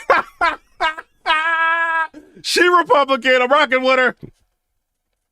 Of like her hair is on fire is laughable, right? Why would anyone vote for someone's tax policy based on what Taylor Swift says? It's like asking a badger for medical advice. It doesn't make sense. It wasn't just a rejection. It wasn't just a rejection of. He won't say or Amber Rose. Hollywood and the industry and the debauchery and all the things that are wrong with them, that they should probably take a look in the mirror and sort themselves out. It was the fact that these people. He kind of got a point though. Yeah, I don't want to be giving him no points, but he kind of got a point. He kind of got it with that. Are uniquely narcissistic. How dare you think that because you can sing and dance and act and play pretend, you somehow get to tell us who to vote for based on the Ukraine war? They can't even find Ukraine on a map. Yo, and then Eminem to be like so for freedom of speech, because he had all those problems coming up in the entertainment game back in the day, like to where he didn't have like freedom of speech to say what he wanted. He was being censored. Like, to be trying to get your fan base to vote for her for $1.8 million. You know what I'm saying? Like, this is what they're alleging. Like, he got paid $1.8 million. I don't know if that's true or not, but this is what they're alleging. A lot of people came out with the figures. We can run the videos if you want, because they broke down how much Meg Thee Stallion got, how much he got, how much they think Beyonce got, all of that, right? But I do want to say somebody came out and said Beyonce didn't get $1 for it. So who knows what Eminem, but like, you know, $1.8 million, like you coming out trying to get people to vote. Like, why? I mean, it's $1.8 million. You already super rich, bro. Like, you didn't have to do that. It's ludicrous. So I'm happy that they've now been soundly rejected, and hopefully this is some time for some reflection and to actually realize that they're not as important as they think they are. Yeah, there are two things I just don't want to hear much from Hollywood again. One is political advice about how I should vote. And secondly, it's moral guidance. I mean, this is the town that let Harvey Weinstein do his stuff for God knows how long, and then they all pretended they knew nothing about any of it. Eminem is worth $250 million, bro. You did not have to do that. He didn't have like the black community saying, "Please, Eminem, help Kamala." Like, bro, you needed 1.8 million that bad, bro. You can make that at Mom's Spaghetti in like a year, probably. Do me a favor. And I think it's a pretty morally bankrupt place. Critical Drinker, I mean, Ariana Grande. Yeah, and then they're saying Oprah got 1 million to do the interview. But Oprah said she didn't get paid to do the interview. But then they showed the ledger that said that it was split payments, 500,000 each to the production company that she was dealing with. So maybe she did get the million, maybe she didn't. Who knows? Holly said Tom McDonald picked with Trump. Another message the next day after the election, holding the hand of every person who is feeling the immeasurable heaviness of this outcome today. The reality... Yeah, Eminem rallying for Kamala was crazy. But his fan base is so insane. Like, he could literally get up there and make a fool of himself and they'll forgive him. Like, they forgave him. Like, he's got, like, some weird past. Like, they just give him, like, a pass for everything. Him and Glorilla. Glorilla, I was looking, I'm like, Glorilla, what is you doing? Like, they gonna go in on you. But they still, like, super support Glorilla. Like, I was just at the Jeezy concert yesterday, and they played tons of Glorilla there. I was like, oh, this is a Jeezy concert, bro. And they playing Glorilla. I was in New York. And I was there in 2016, and I was there again this time. And Zigzag said that production company she owns. The difference was unbelievable. And I would chance it back to when I went to the Madison Square Garden rally, just out of curiosity. And the Secret Service guy there, who was one of Trump's guys, said they were expecting thousands of protesters, as they would have had in 2016. 150 people turned up to watch Trump do a rally in the middle of Manhattan. And I remember saying to friends then, Trump's won this by a landslide. If even Manhattan's New York wokies can't get out of bed to come and shout at him when he's in the heart of their city, then I just think they've given up. And then you saw the reaction after the election. I was walking the streets of Manhattan, New York. There was nothing. There wasn't a single protest march. There was nothing. So they can all claim that they think he's the new Hitler. But I kind of think if the new Hitler had just been elected president of the United States, some of them might have joined a little march somewhere. But there weren't any anywhere. Yeah, and this dude Trump had a sweep, bro. It was so... We had to make this election too big to fail, bro. Too big to rig. So where are we with all this, do you think, Critical Drinker? Well, I think for a start, if he was going to destroy America and put people in prison camps and stuff, he probably would have done it in his first administration. He had 4 years to do all that stuff, and he never did any of it. So I don't know where they get that idea from. And second, I love the idea that someone like Ariana Grande is going to have a political opinion about this. Like, people are actually going to go to her and say, what is her take on this? I wonder, who cares? You're a fucking singer, as if it matters. I know, right? Like, bro, you a singer. Don't nobody care about, like, who you... But you know what's crazy, bro? Like, you using men logic and, you know, fans use fan logic. Let's see what she's saying. Shout out to my girl, Candace Owens. I don't know her, but shout out to her. Let's see what she's saying. Like, this is just not even normal. They've already had to delay this film because this woman can't close her mouth, and now she's, calling for violence. And also, we're going to cover Matt Gaetz because the media is in the midst of a This ain't the one. Hold on. This is the one right here. Because she was arguing with Marc Lamont moderate on voter. Piers Morgan. She be arguing with him, like, on different platforms or whatever. So let me hear what she about to say. To the Republicans. Yo, she got a hat said, "Made Kamala Indian again."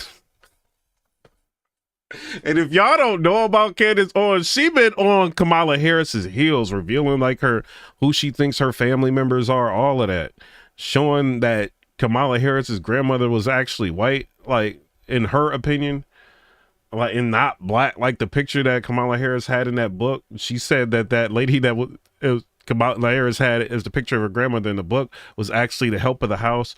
She broke down like Kamala Harris's family lineage like crazy and showed like some of her like past relatives had ties to communism, owned plantations, like all of that she was showing like on her channel.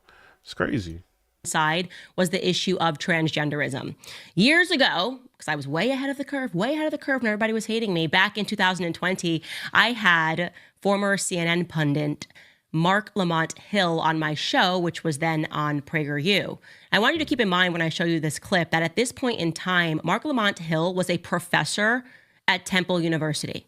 So he was qualified to teach students. You send your kid to university, and they could have encountered Marc Lamont Hill at Temple University campus. He was an educator, assumption that he was quite educated.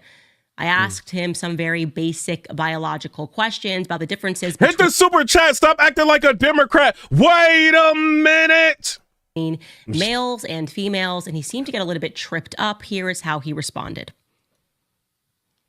It has now come to a point where if you say that only women can give birth, you are called a bigot. That is crazy. That's nuts. So if you say, like J.K. Rowling did when she got canceled by the Harry Potter cast, that only women can menstruate, okay? Can men get their period? Can you help my audience? Can men get their period? Some can. Okay. Yeah, trans men. There's some trans men who can.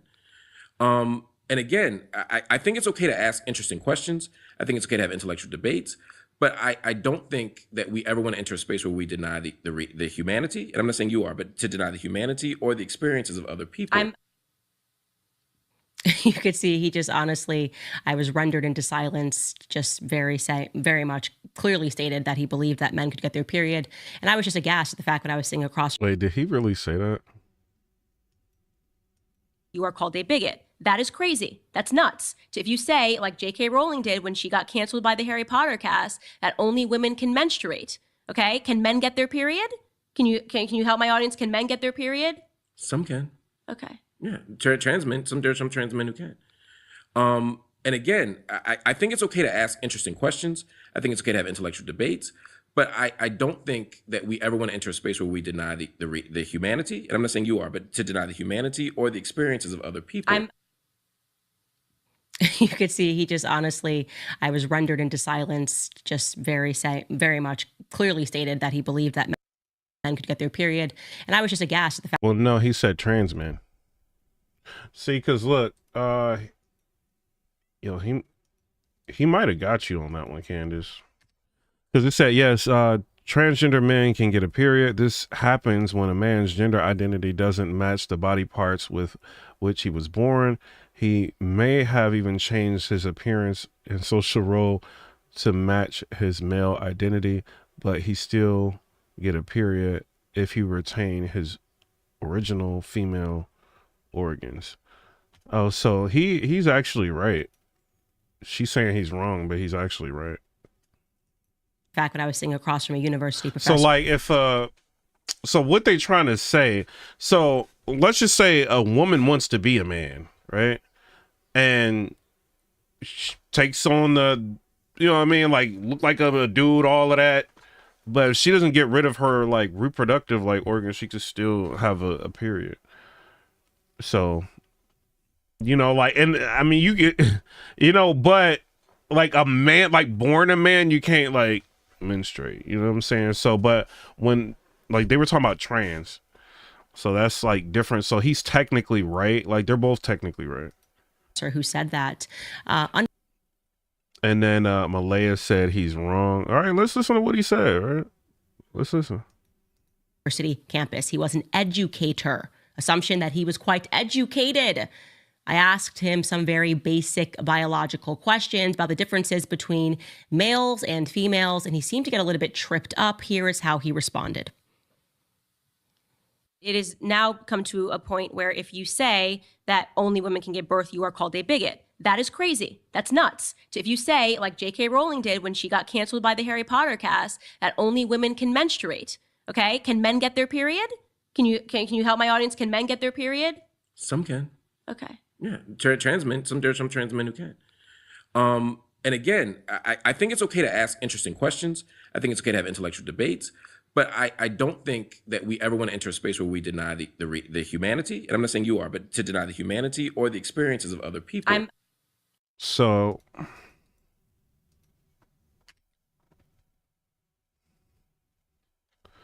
All right. It says, can trans men have a period? Yes, transgender men can get a period. This happens when a man's gender identity doesn't match the body parts with which he was born. He may have even changed his appearance and social role to match his male identity, but he will still get a period if he retains his original female organ. So like if a woman is identified as a man and never,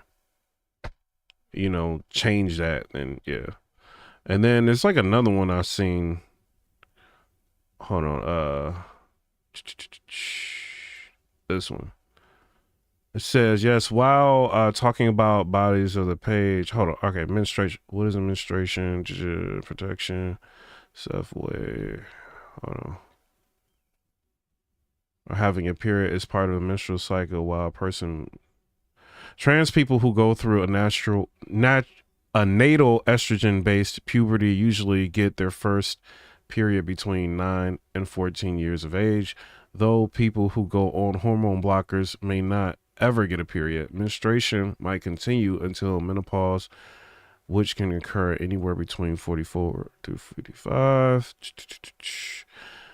Oh, that's not talking about it, but I don't know, man. But like, no, Thizzle. You could see I think what they're saying is like, if a woman is identifying as a man and she didn't get rid of her reproductive stuff, then like the gender. How like the liberals are saying like, yo, you could, what I mean? What do they call them? Pronouns. Like even if you're a female and your pronoun is a man, you know what I'm saying? Like they are I look at you what you born as. This is what it is. But like if it's a woman and she's identifying as a man, because you can identify as a monkey, you can identify as anything nowadays. But if she identifies as a man, then she can, trans, what I mean? But she could still be, well, she can still like have a period, you know what I mean? But a man can't do that. You know what I mean? So like they both like low key right. Just honestly, I was rendered into silence. Just very. Hey, Dave Jordan. I'm just saying what they talking about. I'm watching this. Her and Lamont going at it. I'm just talking about it. I very much clearly stated that he believed that men could get their period, and I was just aghast at the fact when I was seeing across. Gadget said we're gonna run out of children. Hey man, like America kind of crazy now, man. From a university professor who said that unflinchingly. And his point there. Yo, and Malaya said, a woman that identifies as a man, she just a strong woman. Yo, what? This is crazy. I can't believe this is even going on in America, bro. There is all about compassion. So that is really the debate. Have we been, and when I say we, I mean conservatives, have we been denying humanity? Or have others been denying reality? Well, I can tell you that social media companies took his side in that debate over the years. They began mandating compassion, really. See what I'm saying? Like they're going to take his side, you know what I mean? Like over that. Because the way like he said it, you know what I mean? Like it's like, like I just said like what he's saying, like he's technically right from what they're saying. You know what I'm saying? We just read like what, administration thing was saying. You know what I'm saying? Like he's technically right, but she's right too. Like they're both right, but they were trying to push that agenda, so they're gonna take what he says and run with it. Compassion, I'm putting that in air quotations because that's always the excuse. It's about being compassionate and understanding. And on YouTube, as just one example, you could and still can receive strikes and lose your entire platform if you misgender someone like Dylan Mulvaney, as just one example. If you do not refer to Dylan Mulvaney with the correct pronouns, you will get hit with a strike for hate. Or Biden's former nuclear waste official, remember this individual, Sam Brinton? Yeah, well, the message from social media companies was quite clear. Their lifestyles are not problematic. Our interpretations of their lifestyles are what is actually problematic. So you fast forward 4 years to now, and Donald Trump beats Kamala Harris handily, and suddenly the topic of transgenderism is again being debated. People are wondering, did such speech mandates ultimately help or hurt Kamala's cause? Because there were a ton of them. Fact checkers, the police, the moral police, the feelings police. Did supporting transgendered athletes and women losing out to biological men in sports competitions actually work to bring people over to the Democratic Party?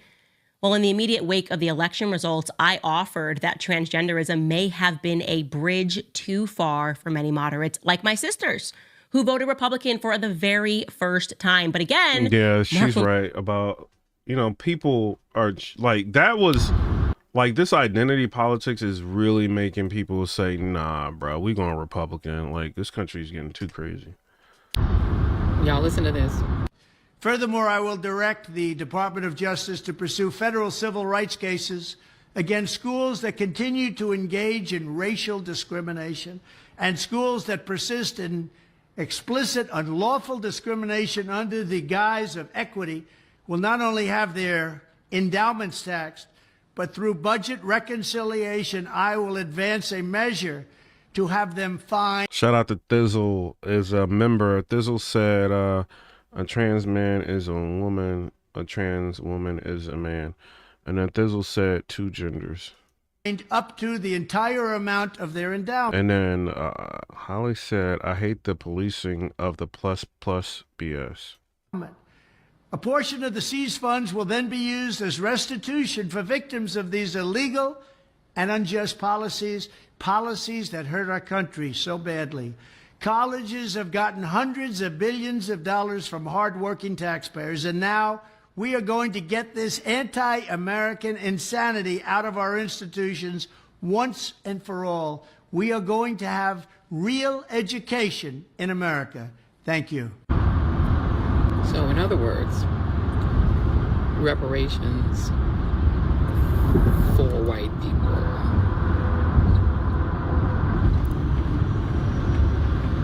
This lady is so crazy. She is crazy. Yo, this lady is wild, bruh. She don't even care. She will just spew anything. Any comments on that, Trump likes?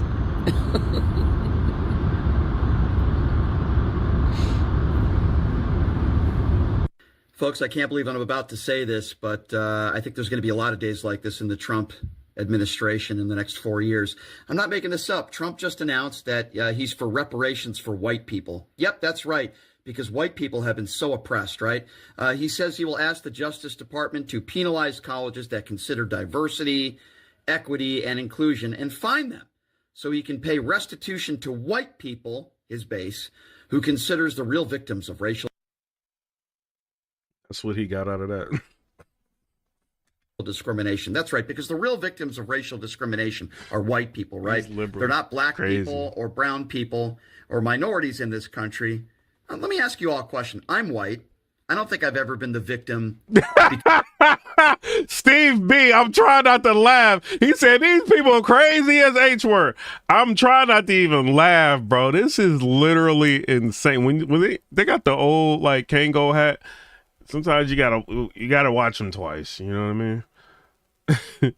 Because of the color of my skin. Have you? I mean, do any of these people have black friends, minorities that are friends? I just think this is Project 2025 on steroids, and this is what we're going to see from Donald Trump over the next several years. Boy, oh boy, oh boy, oh boy, oh boy. We have to talk about the new cope from the left, because that is what this is. This is a whole lot of cope here over the fact that Trump not only beat Kamala Harris in a landslide during this election, but also a lot of black people showed up to vote for Trump in the key swing states like Georgia and Wisconsin, and even in Texas. You had a lot of black people, black men more specifically, show up and vote for Trump. So what they're trying to do is that they're trying to create some type of buyer's remorse. Okay, this is what the left is trying to do. This is a new propaganda. And they're doing that with each minority group that decided to vote for Trump. Like, for example, Latinos, they're trying to say, oh, well, see, Trump was serious about mass deportations and your family members might get deported. See, don't you feel dumb? You should be regretting what you voted for, right? This is what they're trying to do. This is the type of propaganda they're putting out there, right? So for black folks, what they're trying I can't believe I used to be liberal, bro. What was I thinking? To do is to say, well, Trump is now going to give reparations to white people, right? This is what they're putting out there, okay?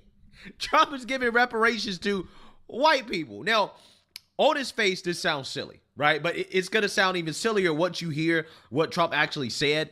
And then you listen to what the propagandists are trying to spin what he said into. You're going to see that a lot of these people clearly lack listening comprehension skills. And at this point, it's really not about what Trump says. It's about the fact that these people, they just want to fearmonger about everything that Trump is doing because they just really want people to regret voting for Trump. Oh my gosh, Donald Trump wants reparations for white people? And getting their money's worth. Furthermore, I will direct the Department of Justice to pursue federal civil rights cases against schools that continue to engage in racial discrimination. Reparations.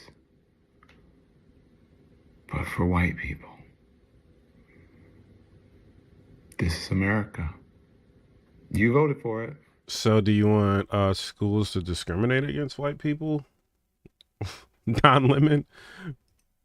Y'all remember when 45, who will soon be 47, said he was going to dismantle the Department of Education? Yo, Malaya, bro, I cannot believe I used to be liberal. Now that I'm watching, you know, we've been live, like, I was trying to, like, in the beginning, I'm like, yo, let me see, you know what I mean? But it's just like, these liberals be saying anything. Trying to trick us, bro. It's crazy. Well, there's a video going around showing that he's going to provide restitution to those families who have been impacted by DEI. Remember all of y'all that said that they couldn't vote for Kamala Harris because she would not give black people reparations? Remember that?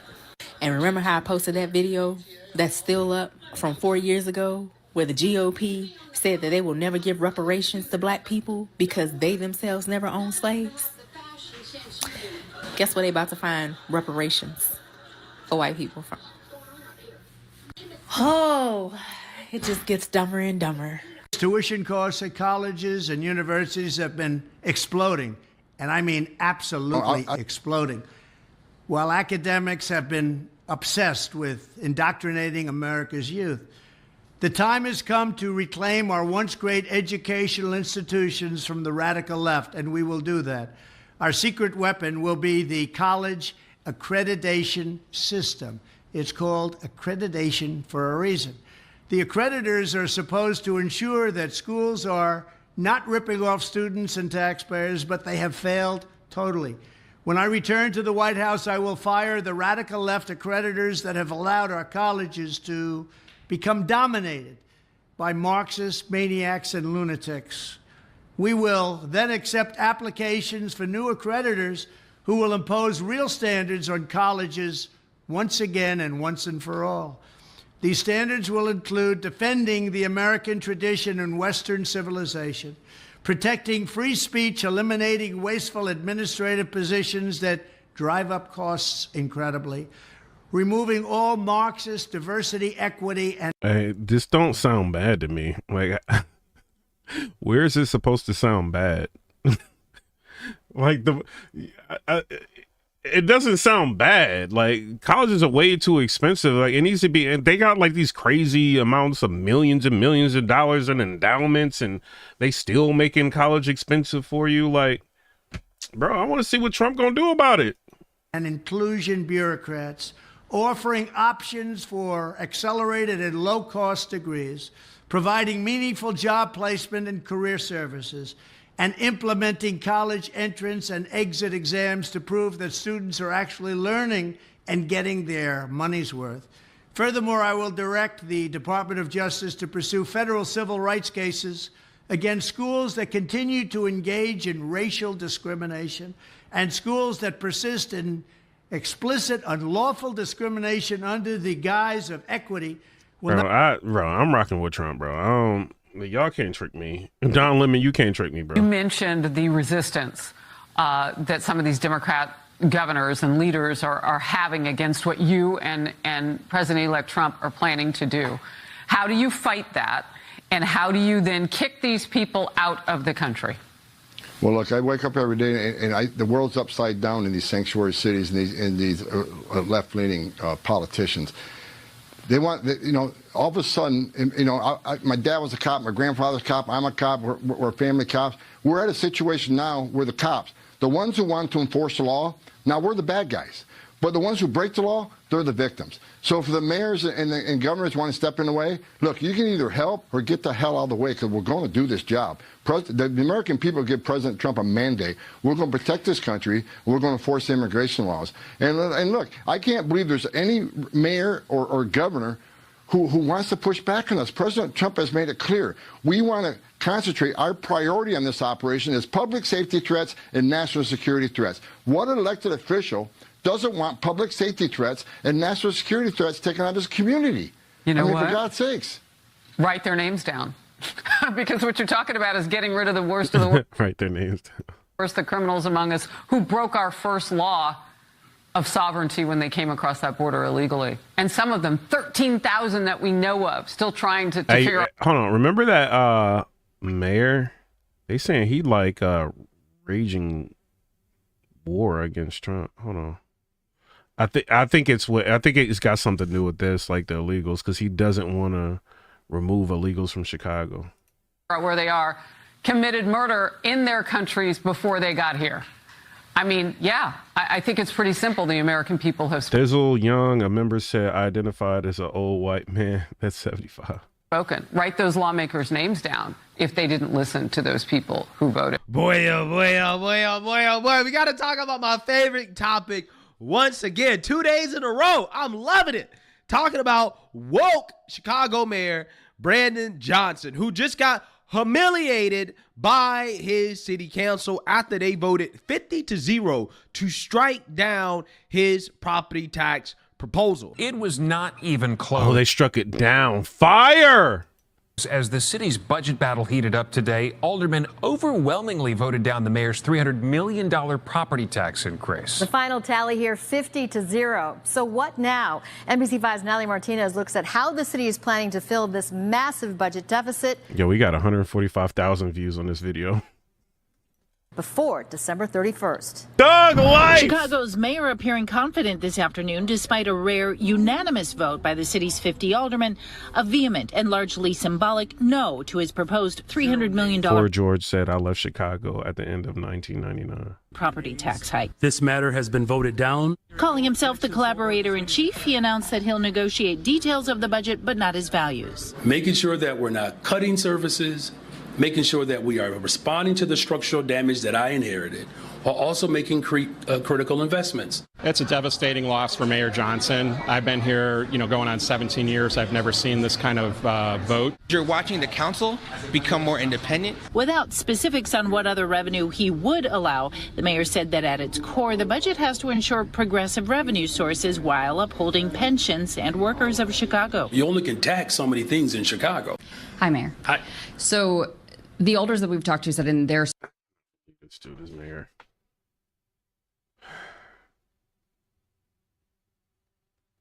I cannot believe this, bro. Thizzle Young said he needs to be indicted. I feel like that, man. Like, this is ridiculous, man. Service and city council, not once has there been a tax proposal that has universally been shot down by every single person at once. Why do you think Trump to deport 500,000 New York City migrants on day one? I'm looking at some different news. that happened today? Well, look, am I aware of the drama that has existed in city government? Absolutely. It has been traumatic for people. So traumatic that it provoked me to run. Fancy said, also, I'm not saying that to show off. I'm just stating a fact. I fought and bled for my country so I can talk my piece. She said, so some of y'all, I may sound like an a-hole, but this is my thoughts, and I believe I have a right to say my thoughts. As a Marine War veteran deployed twice, I've earned my keep. So what'd you say, Fancy? Let me go up and see what you said. Okay, colleges nowadays are mostly activists or activists in training. Critical race theory and gender studies are the two stupidest things I've heard of. And the people who are standing up here with me have that same motivation, is to actually get it right. Now, I know we're committed to the repairing the structural damage. We're committed to that. We're committed to making sure that we're investing in people and not cutting services. And so to have an opportunity where you don't have this dictatorial style where you take it all at once, you have these little private conversations, maybe some, maybe more out loud, but you have these conversations behind closed doors, you do some, finagling, and then you come out with a proposal and everybody stands and either says yes or no. This is far more robust. This is what Chicago wants. We're going to pass a balanced budget that doesn't cut services and invest in people.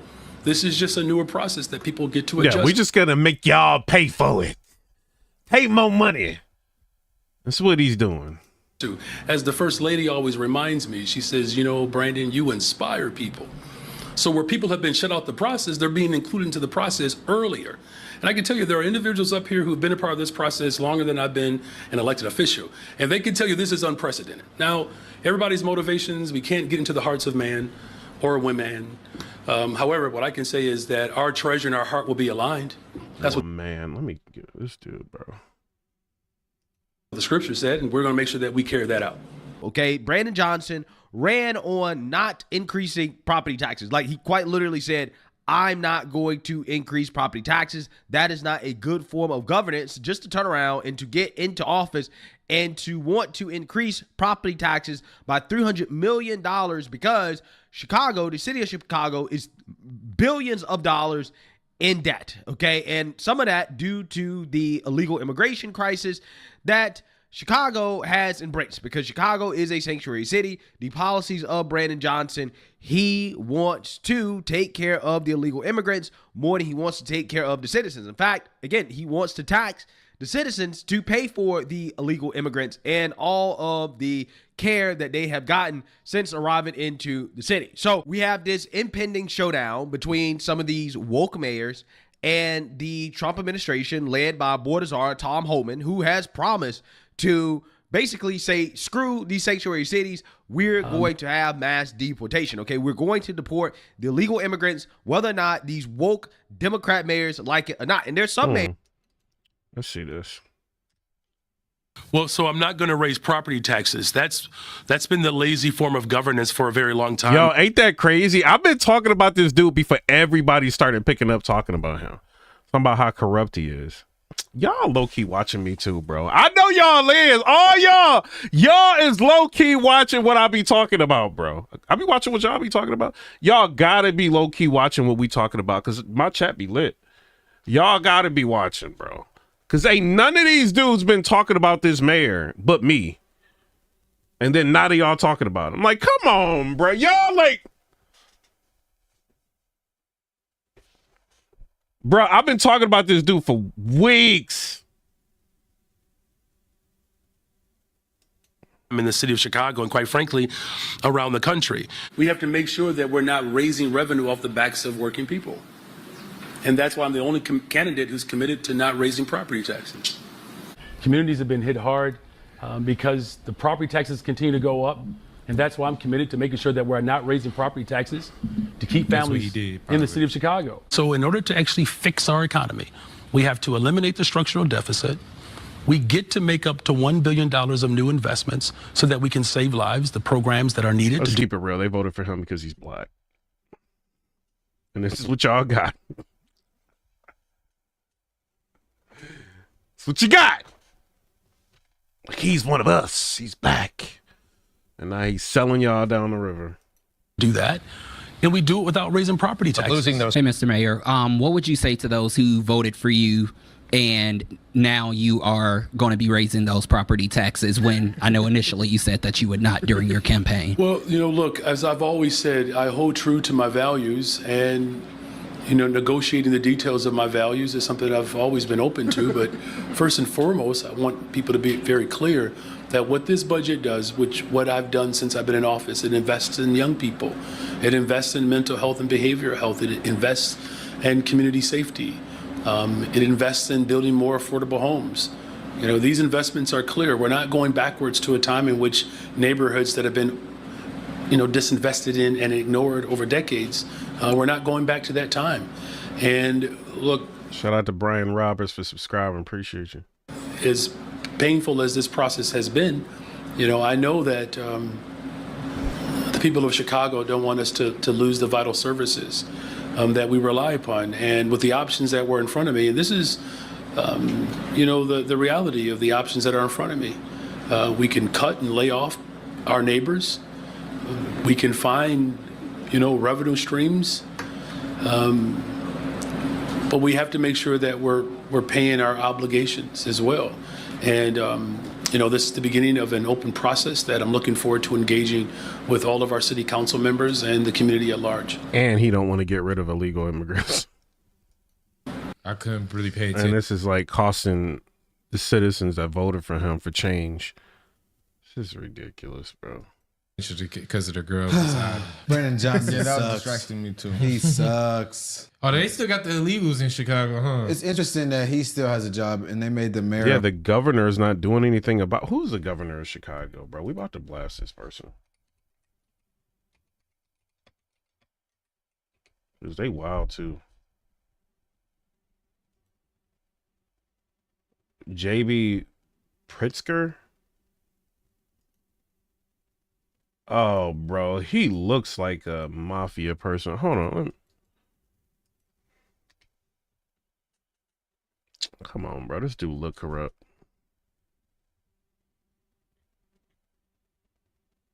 Yeah, he gonna let this corruption slide. Look at him, bro. Bro, that mayor just probably sending him some pastrami sandwiches. He good. Of Oakland resigned. So he's basically asking for an investment from somebody. Well, you gotta get money from somewhere. You think that money they spend, they just gonna keep spending it and go into a deficit? So that's they gotta find a way to get that back. American taxpayer dollars, basically. No, that's taxpayer. Illinois taxpayer dollars. Yes, well, not Illinois, Chicago. Chicago finna start looking like LA with them houses finna be. Yeah, they just voted him in last year.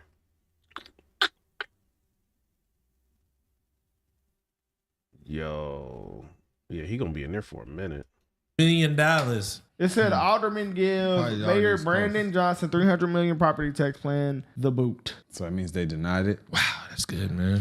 All those immigrants he was housing using the taxpayer dollars. He should have used them. They gotta get that money back somehow. Mayor Brandon Johnson making it clear today whether it's protecting undocumented families in Chicago or his budget priorities, he will not compromise on his values. Also today, with the potential loss of federal dollars for law enforcement if the city won't cooperate with the Trump administration's plans to deport undocumented immigrants, the mayor... Wait, he was going up against Lori Lightfoot? Yeah, like, don't nobody want her as mayor. Paul Vallis. Man, they should have went with him. Making it clear Chicago will not be bullied into helping ICE agents. Returning to the election results, we heard from... Y'all black people got to stop voting for people because of their color. That's what y'all get. I did it for Obama too. It's like, y'all gotta stop doing that, bro. 2003 Chicago mayor election was held on February 28th to elect mayor of Chicago, Illinois, with no candidate receiving a majority of votes. In the initial round of election, a runoff election was held on April 4th. This two-round election took place alongside either 2023 Chicago election, included races for city council, city clerk. I don't want to hear about that. So it was these two. Huh. He looked crooked too, Meryl. Like, yeah. Yo, they was just screwed. So he was a Cook County commissioner from the 1st District since 2018. And then he was chief executive officer of Chicago Public Schools. He was a candidate of mayor in 2019, 2014. He was a Democratic nominee for a lieutenant governor. I don't know. President-elect Trump's borders are... yeah, he ran on the I wouldn't raise property taxes. He did. They showed saying that he was... prepared to send squads of ICE agents into so-called sanctuary cities, including New York. He did not mention Chicago, but of course that would apply to Chicago. Are you prepared to somehow resist the arrival of ICE agents, and are you prepared to defend the city's public safety budget from attempts by the incoming Trump administration to withdraw funds if you resist working with ICE agents? That's impressive, Heather. Yes, yes, and yes. Okay, look, we're going to defend the people of this city because, look, his attack, let's be very clear. You're going to defend the people of the city? What? But you, what are they talking about? How are you defending the people in the city if there's illegal... If you don't want to get the illegals out? Bro, what is he talking about, bruh?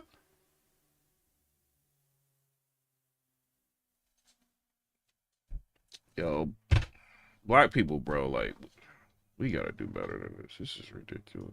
The president-elect, former President Trump, his threat is not just towards new arrivals and undocumented families. His threats are also against black families. He has a vision to destroy public education. Public education at the expense of the state, after all, is a Negro idea. Those are the words of W.B. Du Bois. So I really hate these niggas, bro. They know what's up.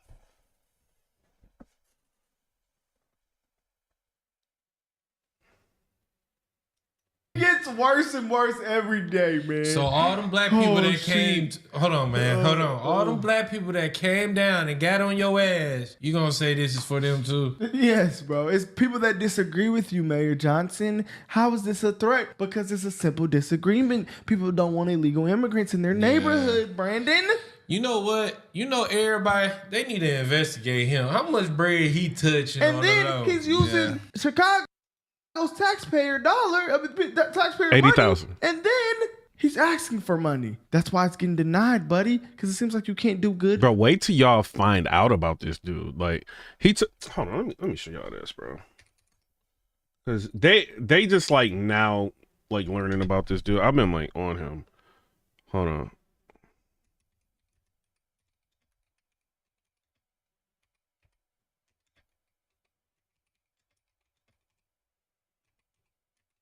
Let me show y'all this.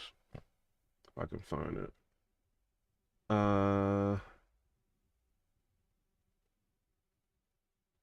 Hold on. My bad, y'all. Yeah, he took like $80,000. With the money that you're getting, we actually, I don't know, because they were Here it is, right here. As the city of Chicago.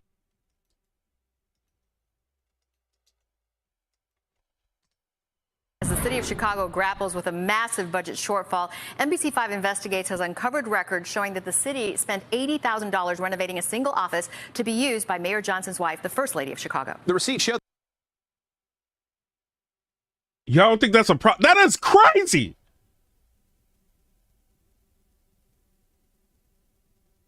That city workers did much of the labor and billed the city for that work. Here's NBC5 Investigates Bennett Haberly with the story. Bennett. Yeah, Alex and Allison, these renovation or redecorating costs, well, the mayor says won't bankrupt the city, come at a time when Chicago is facing a huge financial hole and weighing all options, including potential layoffs, to make up for this deficit. And he takes $80,000 and he redecorates an office for his wife.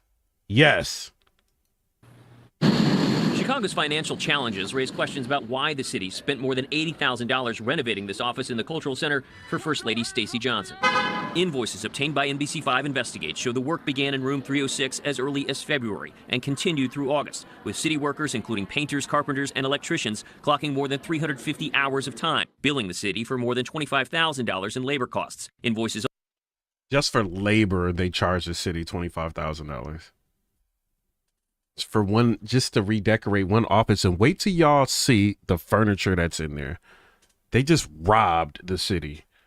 That's why like people are speculating like, yo, is this money laundering? Like, what is going on? Wait till y'all see the furniture and how much it costs that they put in there. and then this dude is still the mayor. This is crazy. Share this video out, like this video so we can get this to the algorithm. Double tap the screen, hit the emojis, all of that. Also show more than $11,000 went to a vendor to replace tile and carpeting. Another invoice shows more than $43,000 was spent on furniture alone. We uncovered these records through a series of public records requests that we filed weeks ago. We told the mayor's office we had questions about this on Tuesday, giving them more than 24 hours to prepare for these questions. I'm wondering if you could help define what is the role of the First Lady in your administration, and how do we justify spending upwards of $80,000 to redecorate an office for her and staff in our current financial situation? So the Cultural Center has always been a location for dignitaries. Every First Lady has had office space, there. Renovations for my office or any other office is standard. This is crazy. Procedure. Is there any concern about optics of spending $4,000 on a desk or $4,000 in club chairs at a time when the city is in this sort of budget hole? Yeah, the purchase of a desk is not going to change the financial structural damage that has been in place for.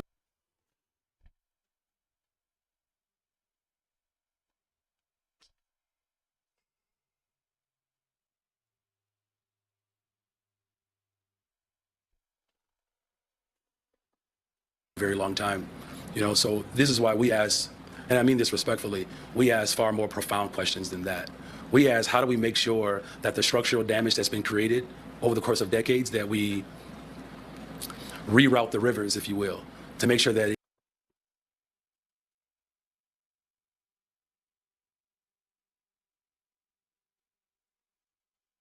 it gets to the places where there's dry land. And that's what we're doing. Johnson voiced displeasure with our questions, but they were born out of these receipts, which show an order for this executive chair costing more than $2,200. A desk labeled for the First Lady. Look at this chair, $2,200 for this chair. Look at the chair. Who's paying $2,200 for this chair? Each. $2,200. Look at that chair, bro. My chair look better than that. Look at this chair.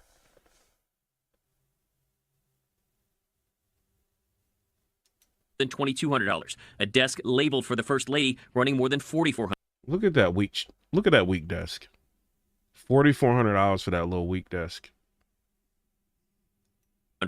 Another staffer's desk, $4,600, and 2 club chairs costing more than $8,000. 2 $4,150 chairs. 2 of them. Look at these. Funeral homes got better chairs than these. Like, this is crazy, bruh.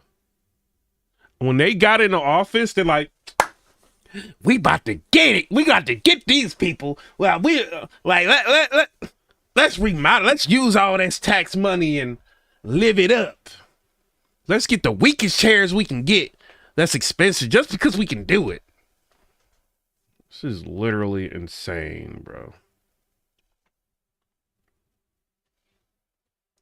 The question wasn't necessarily about just the dollar amount, but about the optics of that.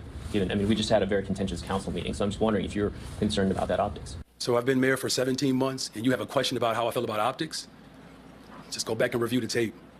If I were to allow my leadership to be based on someone's opinion of me, it would be a derelict of duty. I never question my position to invest in people. This is the guy, bro. This is who I've been talking about. That's why I'm saying, like, yo, like, what was it, like, 3 weeks ago I was talking about this dude?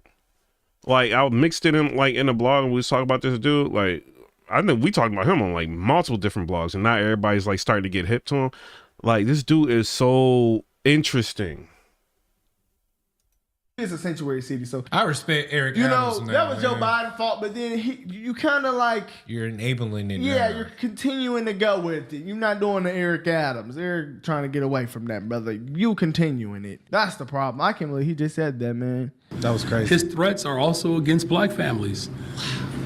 He has a vision to destroy public education.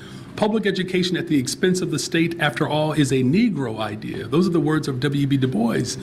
So when he talks about Project 2025 and dismantling public education, we're talking about a system that has been designed to create leveling opportunities for families who are descendants of slaves. Oh my God. He's also threatening the Department of the Environment. We restore the Department of the Environment. With global population shift and climate change that's happening all over the planet, we're going to stand up and protect our environment. We're going to stand up and we're going to protect undocumented individuals. We're going to protect black folks, brown folks, Asian folks. Listen, the anti-sentiment that exists in this political space right now is unconscionable and it's dangerous. Yo, I cannot believe y'all are allowing this.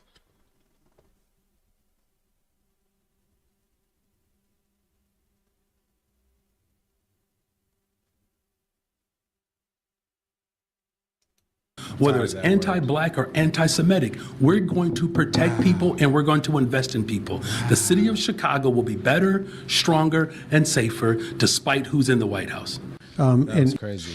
You know what's Project 2025. Wow. The fact that people are still talking about Project 2025 is actually beyond. You know what's kind of more crazy about this? If you get rid of the immigrants, right? You could actually have funding and actually help them schools in Chicago.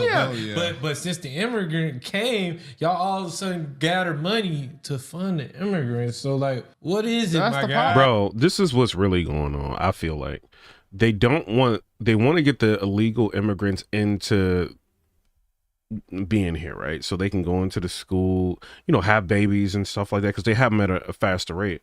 So when they come here illegally, the anchor babies that they end up having will end up going where? To the public schools. And they can get more of them to go to the public schools and they can push y'all out.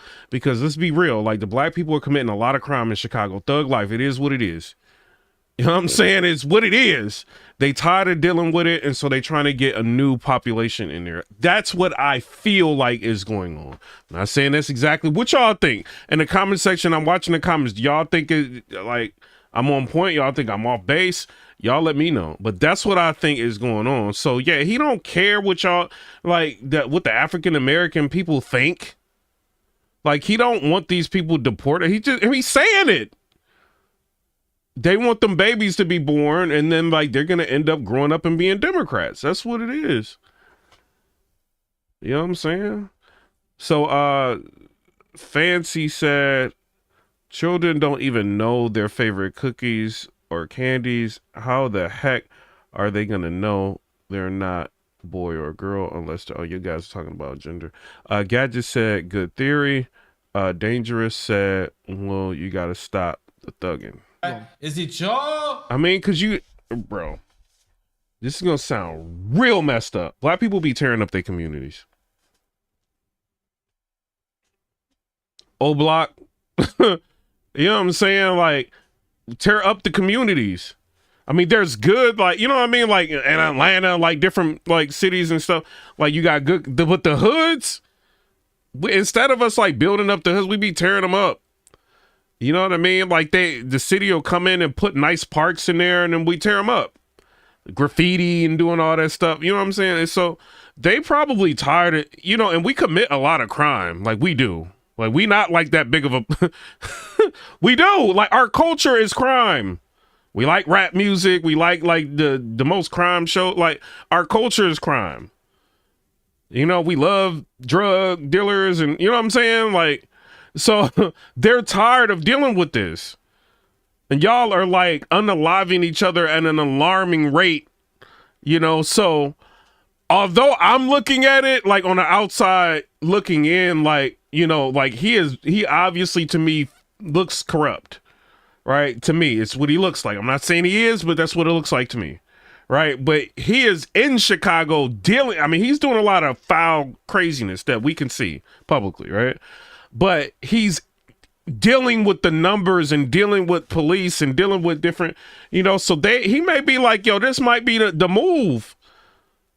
It's to get these people up out of here one way or another. Just give the resources and tax everybody else, give the illegals the resources and push the blacks out. Like, that's what I feel like he's doing. It may not be what he's doing, but that's what I feel like he's doing. That's why he's like not receptive when Miss Jackson and all these people is talking to him. He don't care.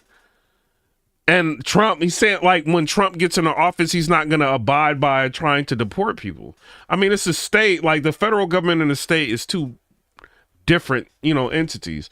Like the states still have power, and he's going to try to exercise the power that they have and not removing people. They don't want these people removed for a reason.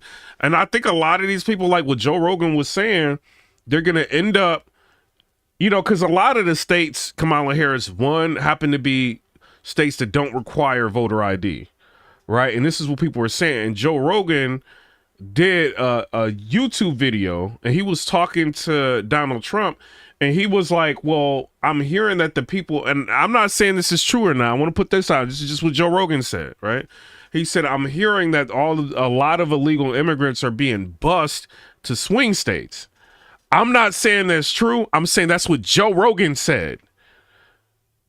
And so, I mean, I don't know, like if a lot of these places end up going ahead and doing away with voter ID and you got an influx of illegals, I mean, they just like, they gonna vote for whoever made it easier for them to be in the country.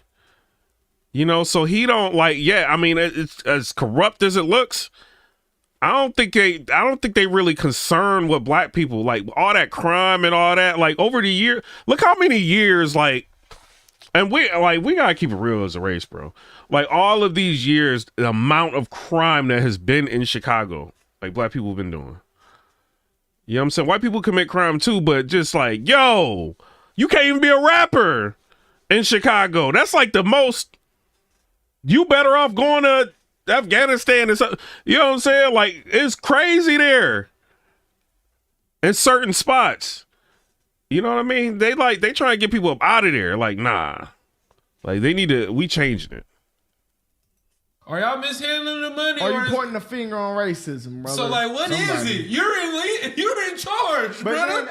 It was Joe Biden's fault, too, though. Joe Biden still allowed He could have said, but he's continuing. That's the problem. People, the city of Chicago will be better, stronger, and safer despite who's in the White House. And better, stronger, and safer despite who's in the White House, bro. Like, what is he talking about, bro? You did touch on this earlier, but more directly, Tom Homan basically says sanctuaries need to get the heck out of the way so that ICE can do its job.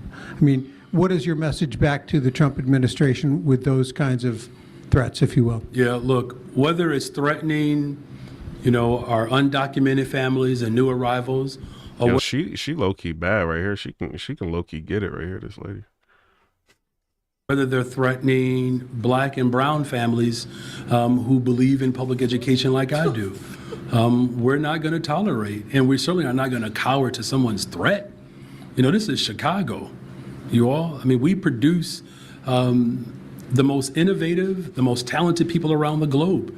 There's a congressional leader, I believe, out of Arizona, who was born and raised in Chicago, right? And look, even he sees it like, yo, this is crazy, bro. The incoming administration is not just a threat to Chicago, but a threat to what is sensible about this country. And as mayor of the city of Chicago, we're not going to bend or break or cower to someone's threat. We're going to stand up and unite around our shared values. And they have my assurance that I'm going to protect the families of this city. You're going to protect these families of this city. So now you're going to raise taxes to hurt these families even more, which is going to hurt them in all aspects. And then you're going to continue to house people that's here illegally. For free. And you spending the taxpayer dollars to house them and make them survive. And he be crying about reparations. You got a mohawk. Why You get. I knew they was going to get on that mohawk. Like, you got a mohawk. Like, bro, the sad part about all of this, because he's black, that's all some people are gonna see. You know what I mean? Like, oh, he's black, we down with him. Like, these white people been corrupt all these years, we might as well allow him to be. The reparations argument is interesting to me because the fact that people can continue to like not saying that it's not a justified argument, but the way that people continue to say, "Oh, reparations." It's not justified in 2024. Well, I mean, I just don't. Illegal immigrants get reparations. I personally just don't think it's coming because you're advocating for another group to get reparations while begging simultaneously for you to get reparations. Where the money go? I'm gonna stop pointing at y'all because y'all didn't vote for him. Then complain about high taxes. And everything expensive. The city voted for him, so they get what they deserve. Who else was corrupt? Who was it? Like Rahm Emanuel? Remember Rahm Emanuel, that mayor? He was like super corrupt. And it's like, man, y'all Chicago, bro. Y'all might as well just let the gangsters like run it. Okay. Rahm Emanuel was something else, bro. Like he was something else. He was super corrupt. Like, and then you got this dude up here. Hey guys, if you watching this, nothing in this world is free. You think something is free, somebody's paying for it in the back end. Always. I just don't understand. Like when people say reparations, how do you justify that in your head? Like how does that make sense? Donald Trump is promising the largest mass deportation of undocumented immigrants in U.S. history if he is elected. NBC News has learned Trump is considering withholding federal police grants from local law enforcement agencies that decline to take part in those massive deportations. That's according to 3 sources close to the Trump campaign. With us now is NBC News Homeland Security correspondent Julie Ainsley, who helped break this story. Julie, thank you. Is this story about Trump's decision to override local control and essentially control of its departments? Yeah, that's right. This is something that they actually tried to do in the first Trump administration to get sanctuary cities to cooperate with ICE, to tell ICE when they had immigrants that they encountered in law enforcement operations. Because, many cities, even California as a state, they are sanctuary. They will not cooperate with ICE. So they've tried this in the past. Those states sued and the Trump administration was blocked. But they think they can try it again. And there's a team of people now who are developing legal strategies about how they're going. MSNBC, bro. They fake news too, bro. They fake. All right, y'all. I'm about to get up out of here. Shout out to everybody. I'm gonna go get something to eat. You know what I'm saying? And then I'm gonna watch a movie, and I might come back here and do another live. You know what I'm saying? But shout out to everybody. Subscribe to the channel if y'all can. I appreciate everybody that's been supporting. Another thing, like I said it like early on, like some people are just coming in here. I'm seeing a lot of subscribers. We got a lot of subscribers this live. I appreciate everybody. I think y'all tired of the fake news. I'm tired of the fake news, and I think that's why a lot of y'all are subscribing to the new media that's out here. Appreciate everybody. What I'm being told by like somebody that's really, really like big in the game, like popular and news and politics, they were saying something to me and just like, yo, if you want to like really get serious, you may need to just go into the news and politics category instead of the entertainment category that I've been in. The problem with me doing that is that I'm not like really, my algorithm is not there. So like this video's got like 180,000 views, right? If I start uploading in news and politics, it's a lot of competition and then my algorithm is not there, right?